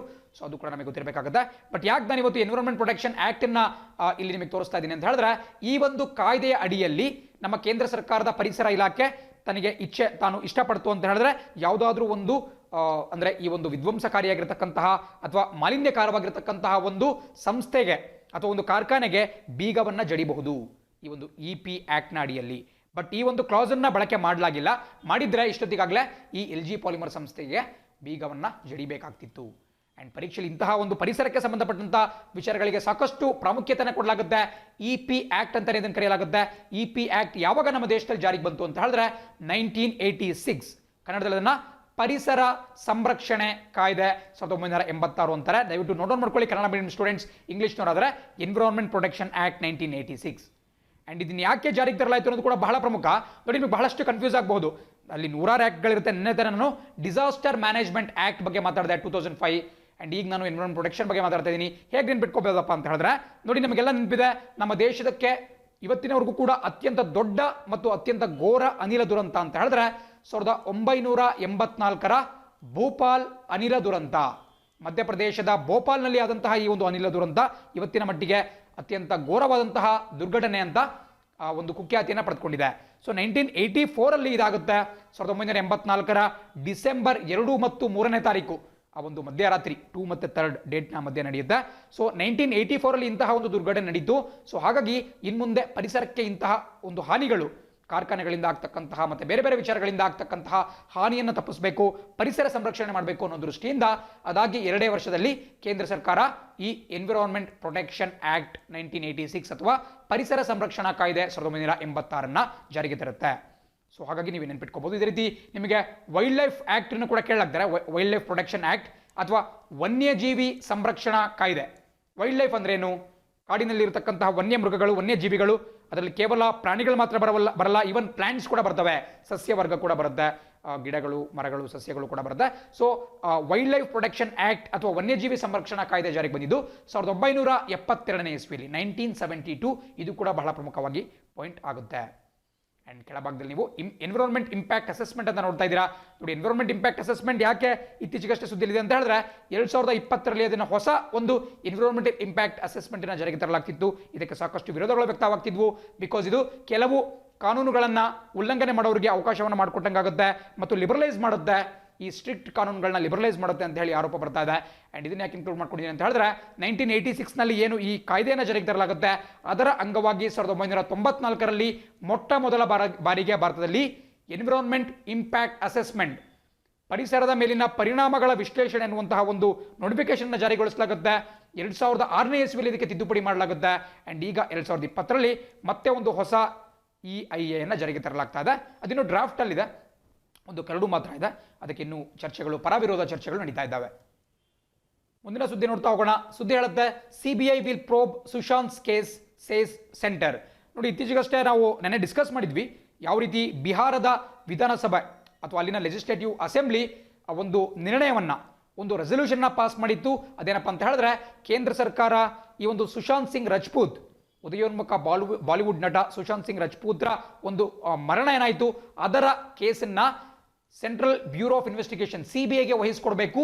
ಯಾಕಪ್ಪ ಅಂತ ಹೇಳಿದ್ರೆ, ಪ್ರಸಕ್ತವಾಗಿ ಆ ಒಂದು ತನಿಖೆಯನ್ನು ನಡೆಸಿರತಕ್ಕಂತಹ ಮುಂಬೈ ಪೊಲೀಸರು ಸಾಕಷ್ಟು ಒಂದು ಪೂರ್ವಾಗ್ರಹ ಪೀಡಿತರಾಗ್ಬಿಟ್ಟು ಕೆಲಸ ಮಾಡ್ತಿದ್ದಾರೆ, ಪೂರ್ವಗ್ರಹ ಪೀಡಿತರಾಗಿ ಒಂದು ಬಯಾಸ್ಡ್ ಆಗಿ ವರ್ಕ್ ಮಾಡ್ತಿದ್ದಾರೆ ಅಂತ ಹೇಳಿ ಆರೋಪವನ್ನು ಮಾಡಲಾಗಿತ್ತು. ಬಿಕಾಸ್ ಇತ್ತೀಚೆಗಷ್ಟೇ ಪಾಟ್ನಾದ SP ಈ ಒಂದು ತನಿಖೆಯಲ್ಲಿ ಪಾಲ್ಗೊಳ್ಳಿಕ್ಕೆ ಮುಂಬೈಗೆ ಹೋದಾಗ ಅವರನ್ನ ಕ್ವಾರಂಟೈನ್ ಮಾಡಲಾಗ್ಬಿಟ್ಟಿತ್ತು 14 ಡೇಸ್ಗಾಗಿ. ಸೊ ಹಾಗಾಗಿ ಬಿಹಾರ ಒಂದು ವಿಧಾನಸಭೆ ಇಂತಹ ಒಂದು ನಿರ್ಣಯವನ್ನು ಪಾಸ್ ಮಾಡಿತ್ತು. ಆ್ಯಂಡ್ ಆ ಒಂದು ನಿರ್ಣಯಕ್ಕೆ ಒಪ್ಪಿಗೆಯನ್ನು ಸೂಚಿಸಿರತಕ್ಕಂತಹ ಕೇಂದ್ರ ಸರ್ಕಾರ, ಸೆಂಟ್ರಲ್ ಗೌರ್ಮೆಂಟ್, ನಿನ್ನೆ ಅಷ್ಟೇ ಈ ಸುಶಾಂತ್ ಸಿಂಗ್ ರಜಪೂತ್ ಒಂದು ಮರಣದ ಕೇಸನ್ನು CBIಗೆ ವರ್ಗಾವಣೆ ಮಾಡಿಬಿಟ್ಟು ಆದೇಶವನ್ನು ಹೊರಡಿಸಿದ್ದಾರೆ. ಸೊ ಇನ್ನು ಮುಂದೆ ನಮ್ಮ CBI ಈ ಒಂದು ಕೇಸ್ನ ವಿಚಾರಣೆಯನ್ನು ಕೈಗೆತ್ತಿಕೊಳ್ಳುತ್ತೆ. ಮುಂಬೈ ಪೊಲೀಸರು CBIಗೆ ಬಿಟ್ಕೊಡ್ಬೇಕಾಗುತ್ತೆ. ಇದು ಬಹಳ ಒಂದು ಇಂಪಾರ್ಟೆಂಟ್ ಸ್ಟೆಪ್ ಅಂತ ಹೇಳ್ಬೋದು. ಬಿಕಾಸ್ ಇವರ ಒಂದು ನಿಧನದ ಮೇಲೆ ಸಾಕಷ್ಟು ಒಂದು ಪ್ರಶ್ನೆಗಳು ಉಂಟಾಗಿದ್ವು. ಅದನ್ನು ಕೆಲವರು ಹತ್ಯೆ ಅಂತ ಹೇಳ್ತಾ ಇದ್ರು, ಮತ್ತೆ ಕೆಲವರು ಸೂಸೈಡ್ ಅಂತ ಹೇಳ್ತಾ ಇದ್ರು. ಬಟ್ ಅದು ಸೂಸೈಡ್ ಆಗಿದ್ರು ಕೂಡ, ಆತ್ಮಹತ್ಯೆ ಆಗಿದ್ರು ಕೂಡ ಅದಕ್ಕೆ ಪ್ರಚೋದನೆಯನ್ನು ಯಾರು ಕೊಟ್ಟರು ಅಂತ ನಾವು ಬಹಳ ಕೂಲಂಕಷವಾಗಿ ತನಿಖೆಯನ್ನು ಮಾಡಬೇಕಾಗುತ್ತೆ. ಆ್ಯಂಡ್ CBI ಬಗ್ಗೆ ನಾನು ನಿನ್ನೆ ಕಂಪ್ಲೀಟ್ ಆಗಿ ಡಿಸ್ಕಸ್ ಮಾಡಿದ್ದೇನೆ. ಸೆಂಟ್ರಲ್ ಬ್ಯೂರೋ ಆಫ್ ಇನ್ವೆಸ್ಟಿಗೇಷನ್ 1946ನಲ್ಲಿ ಒಂದು Delhi special police establishment act ಅಂತ ಜಾರಿಗೆ ತರಲಾಗುತ್ತೆ. ಆ ಒಂದು ಕಾಯ್ದೆಯ ಅನುಗುಣವಾಗಿ ಇದು ಕೆಲಸವನ್ನ ಮಾಡುತ್ತೆ. ಇದು ಅತ್ಯಂತ ಪ್ರಮುಖವಾಗಿರತಕ್ಕಂಥ ಒಂದು ಸುದ್ದಿ. ಆ್ಯಂಡ್ ಪ್ರಸಕ್ತವಾಗಿ ರಿಷಿ ಕುಮಾರ್ ಶುಕ್ಲಾ, RK ಶುಕ್ಲಾ ಅವರು CBIನ ಡೈರೆಕ್ಟರ್ ಕೂಡ ಆಗಿದ್ದಾರೆ. ಹೀಗೆ ಸಾಕಷ್ಟು ವಿಚಾರಗಳನ್ನು ತಿಳ್ಕೊಂಡಿದ್ದೇವೆ. ಆ್ಯಂಡ್ ಮತ್ತೊಂದು ಪ್ರಮುಖವಾದಂತಹ ವಿಚಾರ ಅಂತ ಹೇಳಿದ್ರೆ, ಈ CBI ಯಾವ ಇಲಾಖೆ ಅಥವಾ ಯಾವ ಸಚಿವಾಲಯದ ಕೆಳಗೆ ಬರುತ್ತೆ ನೋಡಿ. ಬಹಳಷ್ಟು ಜನ ಕನ್ಫ್ಯೂಸ್ ಮಾಡ್ಕೊಂಡ್ಬಿಟ್ಟು ಮಿನಿಸ್ಟ್ರಿ ಆಫ್ ಡಿಫೆನ್ಸ್, ರಕ್ಷಣಾ ಸಚಿವಾಲಯ, ಅಥವಾ ಮಿನಿಸ್ಟ್ರಿ ಆಫ್ ಹೋಮ್ ಅಥವಾ ಈ ಗೃಹ ಸಚಿವಾಲಯ ಅಂತ ಕರೀತಾರೆ. ಬಟ್ ಖಂಡಿತ ತಪ್ಪು. ಇದು ಬರ್ತಕ್ಕಂತಹದ್ದು ministry of personnel public grievances and pension. Ministry of PPP ಅಂತ ಕರಿಬಹುದು. ದಯವಿಟ್ಟು ನೋಟ್ ಮಾಡ್ಕೋಬೇಕಾಗುತ್ತೆ. ಖಂಡಿತ ಪರೀಕ್ಷೆಯಲ್ಲಿ ಕೇಳಬಹುದು. ನಮ್ಮ ದೇಶದ ಆಂತರಿಕ ತನಿಖಾ ಸಂಸ್ಥೆಯಾಗಿರತಕ್ಕಂತಹ CBI ಕೆಳಗಿನ ಯಾವ ಸಚಿವಾಲಯದ ಅಡಿಯಲ್ಲಿ ಕಾರ್ಯವನ್ನು ನಿರ್ವಹಣೆ ಮಾಡುತ್ತೆ ಅಂತ ಹೇಳಿದ್ರೆ ಬೇರೆ ಬೇರೆ ಆಪ್ಷನ್ ಕೊಟ್ಟಿರ್ತಾರೆ. ಡಿಫೆನ್ಸ್ ಮಿನಿಸ್ಟ್ರಿ ಕೊಟ್ಟಿರ್ತಾರೆ, ಗೃಹ ಇಲಾಖೆ ಕೊಟ್ಟಿರ್ತಾರೆ, ಅದೇ ರೀತಿ PMO ಪ್ರಧಾನಮಂತ್ರಿಗಳ ಕಚೇರಿ, ಪ್ರೈಮ್ ಮಿನಿಸ್ಟರ್ಸ್ ಆಫೀಸ್ ಅಂತ ಕೂಡ ಕೊಟ್ಟಿರ್ತಾರೆ. ಬಟ್ ನೀವು ಟಿಕ್ ಮಾಡಬೇಕಾಗಿರ್ತಕ್ಕಂತಹದ್ದು ministry of personnel public grievance and pension. ಕನ್ನಡದಲ್ಲಿ ಕೂಡ ಬರ್ದ್ಬಿಡ್ತೀನಿ, ನೋಟ್ ಮಾಡ್ಕೊಳ್ಳಿ. ಇದನ್ನ ಕನ್ನಡದಲ್ಲಿ ಸಿಬ್ಬಂದಿ, ಸಾರ್ವಜನಿಕ ಕುಂದುಕೊರತೆ ಮತ್ತು ಪಿಂಚಣಿ ಸಚಿವಾಲಯ ಅಂತ ಕರೆಯಲಾಗುತ್ತೆ. Ministry of personnel public grievances and pensions ಅಥವಾ ಈ ಸಿಬ್ಬಂದಿ, ಸಾರ್ವಜನಿಕ ಕುಂದುಕೊರತೆ ಮತ್ತು ಪಿಂಚಣಿ ಸಚಿವಾಲಯ ಅಂತ ಕರೀಬಹುದು. ಪ್ರಸಕ್ತವಾಗಿ ಜಿತೇಂದರ್ ಸಿಂಗ್ ಅವರು, ಅವರ ಹೆಸರು ಕೂಡ ನೋಟ್ ಮಾಡ್ಕೊಳ್ಳಿ. ಜಿತೇಂದ್ರ ಸಿಂಗ್ ಅವರು ಇದರ ಮಿನಿಸ್ಟರ್ ಆಗಿದ್ದಾರೆ. ಬಟ್ ಕ್ಯಾಬಿನೆಟ್ ದರ್ಜೆ ಸಚಿವರಲ್ಲ, ಮಿನಿಸ್ಟರ್ ಆಫ್ ಸ್ಟೇಟ್, ಈ ಡೆಪ್ಯೂಟಿ ಮಿನಿಸ್ಟರ್ ಮಾತ್ರ ಆಗಿರ್ತಾರೆ, ರಾಜ್ಯ ಖಾತೆಯ ಸಚಿವರು. ಸೊ ಇದು ಬಹಳ ಪ್ರಮುಖವಾಗಿ ನಿಮಗೆ ಗೊತ್ತಿರಬೇಕಾಗಿರ್ತಕ್ಕಂಥ ಒಂದು ವಿಚಾರ. ಅಂಡ್ ಈ ಭಾಗದಲ್ಲಿ ಕೂಡ ಗಮನಿಸ್ತಾ ಇದ್ದೀರಾ, department of personal and training. ನೋಡಿ, ಯಾವಾಗಲೂ ಕೂಡ ನೀವು ನ್ಯೂಸ್ ಅನ್ನ ಗಮನಿಸಬೇಕಾದ್ರೆ ಇಂತಹ ಚಿಕ್ಕ ಪುಟ್ಟ ವಿಷಯಗಳಿಗೆ ಸಾಕಷ್ಟು ಪ್ರಾಧಾನ್ಯತೆಯನ್ನು ಕೊಡಬೇಕಾಗುತ್ತೆ. ಈ ಭಾಗದಲ್ಲಿ ಏನು ಕೊಟ್ಟಿದ್ದಾರೆ ಅವರು ಸಿಂಪಲ್ ಆಗಿ ಕೇಂದ್ರ ಸರ್ಕಾರ CBIಗೆ ವರ್ಗಾವಣೆಯನ್ನ ಮಾಡಿಬಿಟ್ಟು ಆದೇಶವನ್ನು ಹೊರಡಿಸಿದೆ ಅಂತ ಹೇಳ್ತಿಲ್ಲ. ಬದಲಾಗಿ ಕೇಂದ್ರ ಸರ್ಕಾರದ ಈ department of personal and training, ಸಿಬ್ಬಂದಿ ಮತ್ತು ತರಬೇತಿ ಇಲಾಖೆ, ನಮ್ಮ ಕೇಂದ್ರ ಸರ್ಕಾರದ್ದು ಈ ಇಲಾಖೆ CBIಗೆ ಈ ಕೇಸನ್ನು ಹಸ್ತಾಂತರ ಮಾಡ್ತಿರತಕ್ಕಂತಹ ಆದೇಶವನ್ನು ಹೊರಡಿಸಿದೆ ಅಂತ ಹೇಳ್ತಿದ್ದಾರೆ. ಸೊ ಡೆಫಿನೆಟ್ಲಿ ನಿಮ್ಗೆ ಗೊತ್ತಾಗಬೇಕು, ಈ CBI ಬರ್ತಕ್ಕಂತಹದ್ದು ಈ ಇಲಾಖೆಯ ಅಡಿಯಲ್ಲಿ. ನಾನು ಆಗಲೇ ಏನು ಹೇಳಿದೆ, ministry of personnel public grievances and pension ಅಂತ ಹೇಳಿದೆ. ಅದರ ಕೆಳಗೆ 3-4 ಡಿಪಾರ್ಟ್ಮೆಂಟ್ಗಳು ಬರ್ತಾ ಹೋಗುತ್ತೆ. ಒಂದು ಡಿಫ್ರೆನ್ಸ್ ಬಹಳ ಜನ ಕನ್ಫ್ಯೂಸ್ ಮಾಡ್ಕೊಂಡ್ಬಿಡ್ತಾರೆ. ಮಿನಿಸ್ಟ್ರಿ ಅಂದರೆ ಬೇರೆ, ಡಿಪಾರ್ಟ್ಮೆಂಟ್ ಅಂದರೆ ಬೇರೆ. ಕನ್ನಡದಲ್ಲಿ ಇದಕ್ಕೆ ಸಚಿವಾಲಯ ಅಂತ ಕರಿತೀವಿ, ಈಗ ಇದಕ್ಕೆ ನಾವು ಇಲಾಖೆ ಅಂತ ಕರಿತೀವಿ. ಯಾವಾಗಲೂ ಕೂಡ ಸಚಿವಾಲಯ ಬಹಳ ದೊಡ್ಡದು, ಮಿನಿಸ್ಟ್ರಿ ಬಹಳ ದೊಡ್ಡದು. ಆ ಮಿನಿಸ್ಟ್ರಿ ಅಡಿಯಲ್ಲಿ ಬೇರೆ ಬೇರೆ ಇಲಾಖೆಗಳು ಬರ್ತಾ ಹೋಗ್ತವೆ. ಆ್ಯಂಡ್ ಅದರಲ್ಲಿ ಬರ್ತಕ್ಕಂತಹ ಒಂದು ಇಲಾಖೆ ಈ department of personnel and training, ಈ ಸಿಬ್ಬಂದಿ ಮತ್ತು ತರಬೇತಿ ಇಲಾಖೆ. ಇದು ಅತ್ಯಂತ ಪ್ರಮುಖವಾಗಿರುತ್ತೆ. ಬಿಕಾಸ್ ಯಾವುದೇ ಒಬ್ಬ IAS ಅಧಿಕಾರಿ ಇರಬಹುದು, IPS ಅಧಿಕಾರಿ ಇರಬಹುದು, ಅವರ ವರ್ಗಾವಣೆ ಆಯಿತು, ಬೇರೆ ಏನೇ ಆಯಿತು ಅಂತ ಹೇಳಿದ್ರೆ ಅವರ ಪ್ರಮೋಷನ್ ಇರಬಹುದು, ಪ್ರತಿಯೊಂದನ್ನು ಕೂಡ ಈ department of personnel and training ನೋಡ್ಕೊಳ್ಳುತ್ತೆ. ಸೊ ಹಾಗಾಗಿ ಇದು ನಮ್ಮ ಕೇಂದ್ರ ಸರ್ಕಾರದ ಒಂದು ಪ್ರಮುಖವಾದಂತಹ ಇಲಾಖೆ ಆಗಿರುತ್ತೆ. ಸೊ ಆ ಒಂದು ಸಚಿವಾಲಯ ಮತ್ತು ಇಲಾಖೆ ಎರಡನ್ನೂ ಕೂಡ ನೀವು ನೀಟಾಗಿ ನೋಟ್ ಮಾಡ್ಕೋಬೇಕಾಗುತ್ತೆ. ಆ್ಯಂಡ್ ಈ ಭಾಗದಲ್ಲಿ ಒಂದು ವಿಷಯ ಕಾಣಿಸ್ತಾ ಇದೆ ನಿಮಗೆ, ಎನ್ಫೋರ್ಸ್ಮೆಂಟ್ ಡೈರೆಕ್ಟರೇಟ್. ಇದನ್ನು ಕೂಡ ಯಾವಾಗಲೂ ಕೂಡ ಕೇಳ್ತಾ ಇರ್ತೀರಾ, ಯಾವುದೇ ಒಬ್ಬ ರಾಜಕಾರಣಿಯ ಮನೆ ಮೇಲೆ ಅಟ್ಯಾಕ್ ಆಯಿತು ಅಂತ ಹೇಳಿದ್ರೆ CBI ಅಟ್ಯಾಕ್ ಮಾಡುತ್ತೆ. ಬಟ್ ಆನಂತರ ಆ ಒಂದು ವಿಚಾರಣೆಯನ್ನು ಕೈಗೆತ್ತಿಕೊಳ್ತಕ್ಕಂತಹದ್ದು ಇದೇ ಎನ್ಫೋರ್ಸ್ಮೆಂಟ್ ಡೈರೆಕ್ಟರೇಟ್ ಅಥವಾ ED. ಅದು ನಾವು ಕನ್ನಡದಲ್ಲಿ ಜಾರಿ ನಿರ್ದೇಶನಾಲಯ ಅಂತ ಕರಿತೀವಿ. ಅದನ್ನು ಕೂಡ ನೋಟ್ ಮಾಡ್ಕೊಳ್ಳಿ. ಸೊ ED ಕೆಲಸ ಏನಪ್ಪ ಅಂತ ಹೇಳಿದ್ರೆ, ಇದು ಯಾವಾಗಲೂ ಕೂಡ ಈ ಫೈನಾನ್ಷಿಯಲ್ ಆ್ಯಂಗಲಿಂದ ಕೆಲಸ ಮಾಡುತ್ತೆ. ನಮ್ಮ CBI ಒಂದು ಈ ಕ್ರಿಮಿನಲ್ ತನಿಖಾ ಸಂಸ್ಥೆ. ಯಾವುದೋ ಒಂದು ಅಪರಾಧ ನಡೆದಿತ್ತು ಅಂದರೆ ಆ ಅಪರಾಧಿಯನ್ನ ಹುಡುಕ್ಲಿಕ್ಕೆ ಅವರು ಪ್ರಯತ್ನವನ್ನು ಪಡ್ತಾ ಇರ್ತಾರೆ, ಕ್ರೈಮ್ನ ಇನ್ವೆಸ್ಟಿಗೇಷನ್ ಮಾಡ್ತಾರೆ. ಬಟ್ ಎನ್ಫೋರ್ಸ್ಮೆಂಟ್ ಡೈರೆಕ್ಟರ್ ಯಾವಾಗಲೂ ಕೂಡ ಈ ಹಣಕಾಸಿನ ವಿಚಾರ, ಆ ಒಂದು ಅಪರಾಧದಲ್ಲಿ ಎಷ್ಟು ಹಣಕಾಸನ್ನು ಅಕ್ರಮವಾಗಿ ಸಾಗಾಟ ಮಾಡಲಾಯಿತು, ಮನಿ ಲಾಂಡ್ರಿಂಗ್ ಅನ್ನು ಮಾಡಲಾಯ್ತಾ, ಹವಾಲಾ ಟ್ರಾನ್ಸಾಕ್ಷನ್ ಆಯ್ತಾ, ಇಂತಹ ವಿಚಾರಗಳಿಗೆ ED ಸಾಕಷ್ಟು ಗಮನವನ್ನು ಕೊಡುತ್ತೆ. ಆ್ಯಂಡ್ ಮೂಲತಃ ಅದು ಫೇಮಾ ಅನ್ನುವಂತಹ ಒಂದು ಕಾಯ್ದೆ ಇದೆ, ಎಲ್ಲ ಗೊತ್ತಿರಬೇಕು. ಫೇರಾ ಅಂತ ಒಂದು ಡ್ರೆಕೋನಿಯನ್ ಕಾಯ್ದೆ ಬಂದಿರುತ್ತೆ. ಆ ಕಾಯ್ದೆಯನ್ನು ರಿಪ್ಲೇಸ್ ಮಾಡಿಬಿಟ್ಟು 1999ನೇ ಇಸ್ವಿಯಲ್ಲಿ 1999ನಲ್ಲಿ ಫಾರಿನ್ ಎಕ್ಸ್ಚೇಂಜ್ ಮ್ಯಾನೇಜ್ಮೆಂಟ್ ಆಕ್ಟ್ ಅನ್ನುವಂತಹ ಒಂದು ಕಾಯ್ದೆಯನ್ನ ನಮ್ಮ ಕೇಂದ್ರ ಸರ್ಕಾರ ಜಾರಿಗೆ ತಂದಿರುತ್ತೆ. ನೋಡಿ, ಇದನ್ನು ನಿಮಗೆ ಎಕನಾಮಿಕ್ಸ್ ಅನ್ನ ನೀವು ಅರ್ಥ ಮಾಡ್ಕೊಳ್ತಾ ಹೋದಾಗ ಇಂತಹ ವಿಚಾರಗಳು ಗೊತ್ತಾಗ್ತಾ ಹೋಗುತ್ತೆ. ಫಾರಿನ್ ಎಕ್ಸ್ಚೇಂಜ್ ನಿಮಗೆ ಎಕನಾಮಿಕ್ಸ್ ಅಲ್ಲಿ ಬರ್ತಕ್ಕಂತಹ ಒಂದು ಪ್ರಮುಖ ಟಾಪಿಕ್. ಸೊ ಈ ಫಾರಿನ್ ಎಕ್ಸ್ಚೇಂಜ್ ಮ್ಯಾನೇಜ್ಮೆಂಟ್ ಆಕ್ಟ್ ಅನ್ನ ಯಾರಾದರೂ ಉಲ್ಲಂಘನೆ ಮಾಡಿದ್ರು ಅಂತ ಹೇಳಿದ್ರೆ ನಮ್ಮ ಎನ್ಫೋರ್ಸ್ಮೆಂಟ್ ಡೈರೆಕ್ಟರೇಟ್ ಅವರ ಮೇಲೆ ಆಕ್ಷನ್ ತಗೊಳ್ಳುತ್ತೆ. ಅದೇ ರೀತಿ 2002ರಲ್ಲಿ PMLA ಕಾಯ್ದೆಯನ್ನು ಜಾರಿಗೆ ತರಲಾಯಿತು. ನೋಟ್ ಮಾಡ್ಕೋಬೇಕಾಗುತ್ತೆ, ಪ್ರತಿಯೊಂದು ಕೂಡ ಬಹಳ ಪ್ರಮುಖವಾಗಿರುತ್ತೆ, ನಿಮಗೆ ಒಂದಲ್ಲ ಒಂದು ಕೂಡ ಹೆಲ್ಪ್ ಆಗುತ್ತೆ. PMLA ಅಂದ್ರೇನು? Prevention of money laundering act 2002. ಅಂದರೆ ಈ ಮನಿ ಲಾಂಡ್ರಿಂಗ್ ಅನ್ನ ಏನು ಮಾಡ್ತಾರೆ, ಅದನ್ನ ತಡೆಗಟ್ಟುವಂತಹ ಒಂದು ಕಾಯ್ದೆ. ಈ ಒಂದು ಕಾಯ್ದೆ ಅಡಿಯಲ್ಲಿ ಯಾರಾದರೂ ಉಲ್ಲಂಘನೆಯನ್ನು ಮಾಡಿದ್ರು ಕೂಡ ನಮ್ಮ ಎನ್ಫೋರ್ಸ್ಮೆಂಟ್ ಡೈರೆಕ್ಟರೇಟ್ ಅಥವಾ ಜಾರಿ ನಿರ್ದೇಶನಾಲಯ ಕೇಸನ್ನು ಕೈಗೆತ್ತಿಕೊಳ್ಳುತ್ತೆ. ಅದರಲ್ಲೂ ಕೂಡ ಬಹಳ ಪ್ರಮುಖವಾಗಿ ಗೊತ್ತಿರಬೇಕಾಗುತ್ತೆ. ಬಟ್ CBI ಬಂದ್ಬಿಟ್ಟು ಒಂದು ಕ್ರಿಮಿನಲ್ ಇನ್ವೆಸ್ಟಿಗೇಷನ್ ಅನ್ನ ಮಾಡ್ತಕ್ಕಂತಹ ಸಂಸ್ಥೆ ಆಗಿರುತ್ತೆ. ಆ್ಯಂಡ್ ಇದು ಇವರ ಎರಡರ ಮೇಲೆ ಇರತಕ್ಕಂಥ ಒಂದು ಬೇಸಿಕ್ ಡಿಫ್ರೆನ್ಸ್. ಸೊ ಈ ಒಂದು ವಿಚಾರದಲ್ಲಿ ಹಣಕಾಸಿನ ಒಂದು ಆ್ಯಂಗಲ್ ಕೂಡ ಬಂದಿದೆ. ಸೊ ಅದನ್ನ ED ತನಿಖೆ ಮಾಡುತ್ತೆ. ಬಟ್ ಆ ಒಂದು ಹತ್ಯೆಯ ಹಿಂದೆ ಇರತಕ್ಕಂತಹ ಷಡ್ಯಂತ್ರ, ಆ ಒಂದು ಹತ್ಯೆ ಅಂತ ನಾನು ಹೇಳೋಕ್ಕಾಗಲ್ಲ, ಅದು ಕೇವಲ ಒಂದು ಸಾವಾಗಿದೆ, ಅದು ಹತ್ಯೆ ಬೇಕಾದರೂ ಆಗಿರಬಹುದು ಅಥವಾ ಆತ್ಮಹತ್ಯೆ ಬೇಕಾದರೂ ಆಗಿರಬಹುದು. ಆ್ಯಂಡ್ ಅದರ ಹಿಂದಿನ ಒಂದು ಅಪರಾಧ ಚಟುವಟಿಕೆಯನ್ನು CBI ತನಿಖೆ ಮಾಡುತ್ತೆ. ಹಾಗಾಗಿ ಎರಡೂ ಕೂಡ ಬಹಳ ಪ್ರಮುಖವಾಗಿ ಗೊತ್ತಿರಬೇಕಾಗುತ್ತೆ. ಮುಂದಿನ ಸುದ್ದಿ ನೋಡ್ತಾ ಹೋಗೋಣ. ಸುದ್ದಿ ಹೇಳುತ್ತೆ, TS moves supreme court to stop AP's RLIP tender process. ಇಲ್ಲಿ TS ಅಂತ ಹೇಳಿದ್ರೆ ತೆಲಂಗಾಣ ಸ್ಟೇಟ್. ನೆನ್ನೆ ಅಷ್ಟೇ ತೆಲಂಗಾಣದ ರಾಜ್ಯ ಸರ್ಕಾರ ಸುಪ್ರೀಂ ಕೋರ್ಟ್ನ ಮುಂದೆ ಒಂದು ಸ್ಪೆಷಲ್ ಲೀವ್ ಪಿಟಿಷನ್ ಅನ್ನ, ಆ ಒಂದು ಅರ್ಜಿಯನ್ನು ಸಲ್ಲಿಕೆ ಮಾಡಿದೆ. ನಿಮಗೆ ಕಾಣಿಸ್ತಾ ಇರತಕ್ಕಂತಹ RLIP ಅನ್ನುವಂತಹ ಒಂದು ಪ್ರಾಜೆಕ್ಟ್ ಆಂಧ್ರ ಪ್ರದೇಶ ಸರ್ಕಾರ ಈ ಭಾಗದಲ್ಲಿ ಏನು ಕಾಣಿಸ್ತಾ ಇದೆ, ರಾಯಲಸೀಮಾ ಲಿಫ್ಟ್ ಇರಿಗೇಷನ್ ಪ್ರಾಜೆಕ್ಟ್ ಅಥವಾ ನಾವು ಕನ್ನಡದಲ್ಲಿ ರಾಯಲಸೀಮಾ ಏತ ನೀರಾವರಿ ಯೋಜನೆ ಅಂತ ಕರಿಬಹುದು. ಏತ ನೀರಾವರಿ ಅಂದರೆ ನಾವು ಇಂಗ್ಲೀಷಲ್ಲಿ ಲಿಫ್ಟ್ ಇರಿಗೇಷನ್ ಅಂತ ಕರಿತೀವಿ. ಆ್ಯಂಡ್ ಈ ಒಂದು ಪ್ರಾಜೆಕ್ಟ್ಗೆ ತಡೆಯನ್ನು ಒಡ್ಡಬೇಕು ಅಂತ ಹೇಳಿ ತೆಲಂಗಾಣ ರಾಜ್ಯ ಸುಪ್ರೀಂ ಕೋರ್ಟ್ನ ಮೊರೆ ಹೋಗಿದೆ. ಸೊ ಇಲ್ಲಿ ಬರ್ತಕ್ಕಂತಹ ಕೆಲವು ಡೀಟೇಲ್ಸ್ನ ನಾವು ತಿಳ್ಕೊಳ್ತಾ ಹೋಗೋಣ. ಮುಂದಿನ ಸ್ಲೈಡ್ನಲ್ಲಿ ನಿಮಗೆ ಬಹಳ ಸುಲಭವಾಗಿ ಕಾಣ್ತಾ ಹೋಗುತ್ತೆ. ರಾಯಲಸೀಮಾ ಲಿಫ್ಟ್ ಇರಿಗೇಷನ್ ಪ್ರಾಜೆಕ್ಟ್ ಬಗ್ಗೆ ಫಸ್ಟ್ ತಿಳ್ಕೊಳ್ಳೋಣ. ನೋಡೋದಕ್ಕಿಂತ ಮುಂಚೆ ರಾಯಲಸೀಮಾ ಅಂದ್ರೆ ಏನು ಅಂತ ಇಂಪಾರ್ಟೆಂಟ್ ಗೊತ್ತಿರಬೇಕಾಗುತ್ತೆ. ನೋಡಿ, ರಾಯಲಸೀಮಾ ಅಂತ ಹೇಳಿದ್ರೆ ನಮ್ಮ ಕರ್ನಾಟಕದಲ್ಲಿ ಯಾವ ರೀತಿ ಮಲೆನಾಡು ಭಾಗ ಬರುತ್ತೆ, ಬಯಲುಸೀಮೆ ಬರುತ್ತೆ, ಇದೇ ರೀತಿ ಆಂಧ್ರ ಪ್ರದೇಶದಲ್ಲಿ ಬರ್ತಕ್ಕಂತಹ ಒಂದು ಪ್ರದೇಶವನ್ನ, ಅಲ್ಲಿ ಬರ್ತಕ್ಕಂತಹ ಒಂದು ರೀಜನ್ ಅನ್ನ ರಾಯಲಸೀಮಾ ಅಂತ ಕರೆಯಲಾಗುತ್ತೆ. ವಿಶೇಷವಾಗಿ ದಕ್ಷಿಣ ಆಂಧ್ರ ಪ್ರದೇಶ ಏನು ಕಂಡು ಬರುತ್ತೆ, ಅಲ್ಲಿರ್ತಕ್ಕಂತಹ ಅನಂತಪುರ ಇರಬಹುದು, ಕರ್ನೂಲ್ ಇರಬಹುದು, ಕಡಪ ಇರಬಹುದು, ಇಂತಹ ಜಿಲ್ಲೆಗಳು ಒಟ್ಟು 4 ಜಿಲ್ಲೆಗಳು ಬರುತ್ತೆ. ಆ ಒಂದು ಭಾಗವನ್ನ ರಾಯಲಸೀಮಾ ಭಾಗ ಅಂತ ಕರೆಯಲಾಗುತ್ತೆ. ಅದು ಸಾಕಷ್ಟು ಬರಗಾಲ ಪೀಡಿತವಾಗಿರತಕ್ಕಂತಹ ಒಂದು ಪ್ರದೇಶ.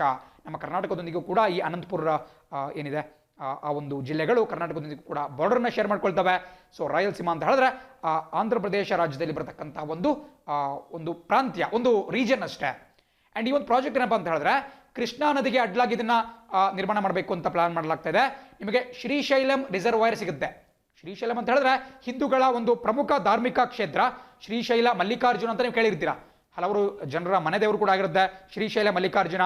ಸೊ ಶ್ರೀಶೈಲ ಮಲ್ಲಿಕಾರ್ಜುನ ಅಂತ ಹೇಳಿದ್ರೆ ಹಿಂದೂಗಳ 64 ಜ್ಯೋತಿರ್ಲಿಂಗ ಪ್ರದೇಶಗಳು ಬರುತ್ತೆ, ಜ್ಯೋತಿರ್ಲಿಂಗ ಸ್ಥಳಗಳು ಬರುತ್ತೆ, ಕೇಂದ್ರಗಳು ಬರುತ್ತೆ. ಅದರಲ್ಲಿ ಈ ಶ್ರೀಶೈಲ ಮಲ್ಲಿಕಾರ್ಜುನ ಕೂಡ ಒಂದು ಕ್ಷೇತ್ರವಾಗಿದೆ. ಜೊತೆಗೆ 18 ಶಕ್ತಿಪೀಠಗಳು ಬರುತ್ತೆ. ಶಕ್ತಿಪೀಠದ ಇತಿಹಾಸವನ್ನು ಕೂಡ ನಾನು ಹಿಂದೆಲ್ಲ ಹೇಳಿದ್ದೇನೆ. ಸೊ ಜ್ಯೋತಿರ್ಲಿಂಗ ಮತ್ತು ಶಕ್ತಿಪೀಠ ಅಂತ ಹೇಳಿ ಈ ಶ್ರೀಶೈಲಮನ್ನು ಕರೆಯಲಾಗುತ್ತೆ. ಆ್ಯಂಡ್ ಅಲ್ಲಿ ಒಂದು ಅಣೆಕಟ್ಟನ್ನು ನಿರ್ಮಾಣ ಮಾಡಲಾಗಿತ್ತು.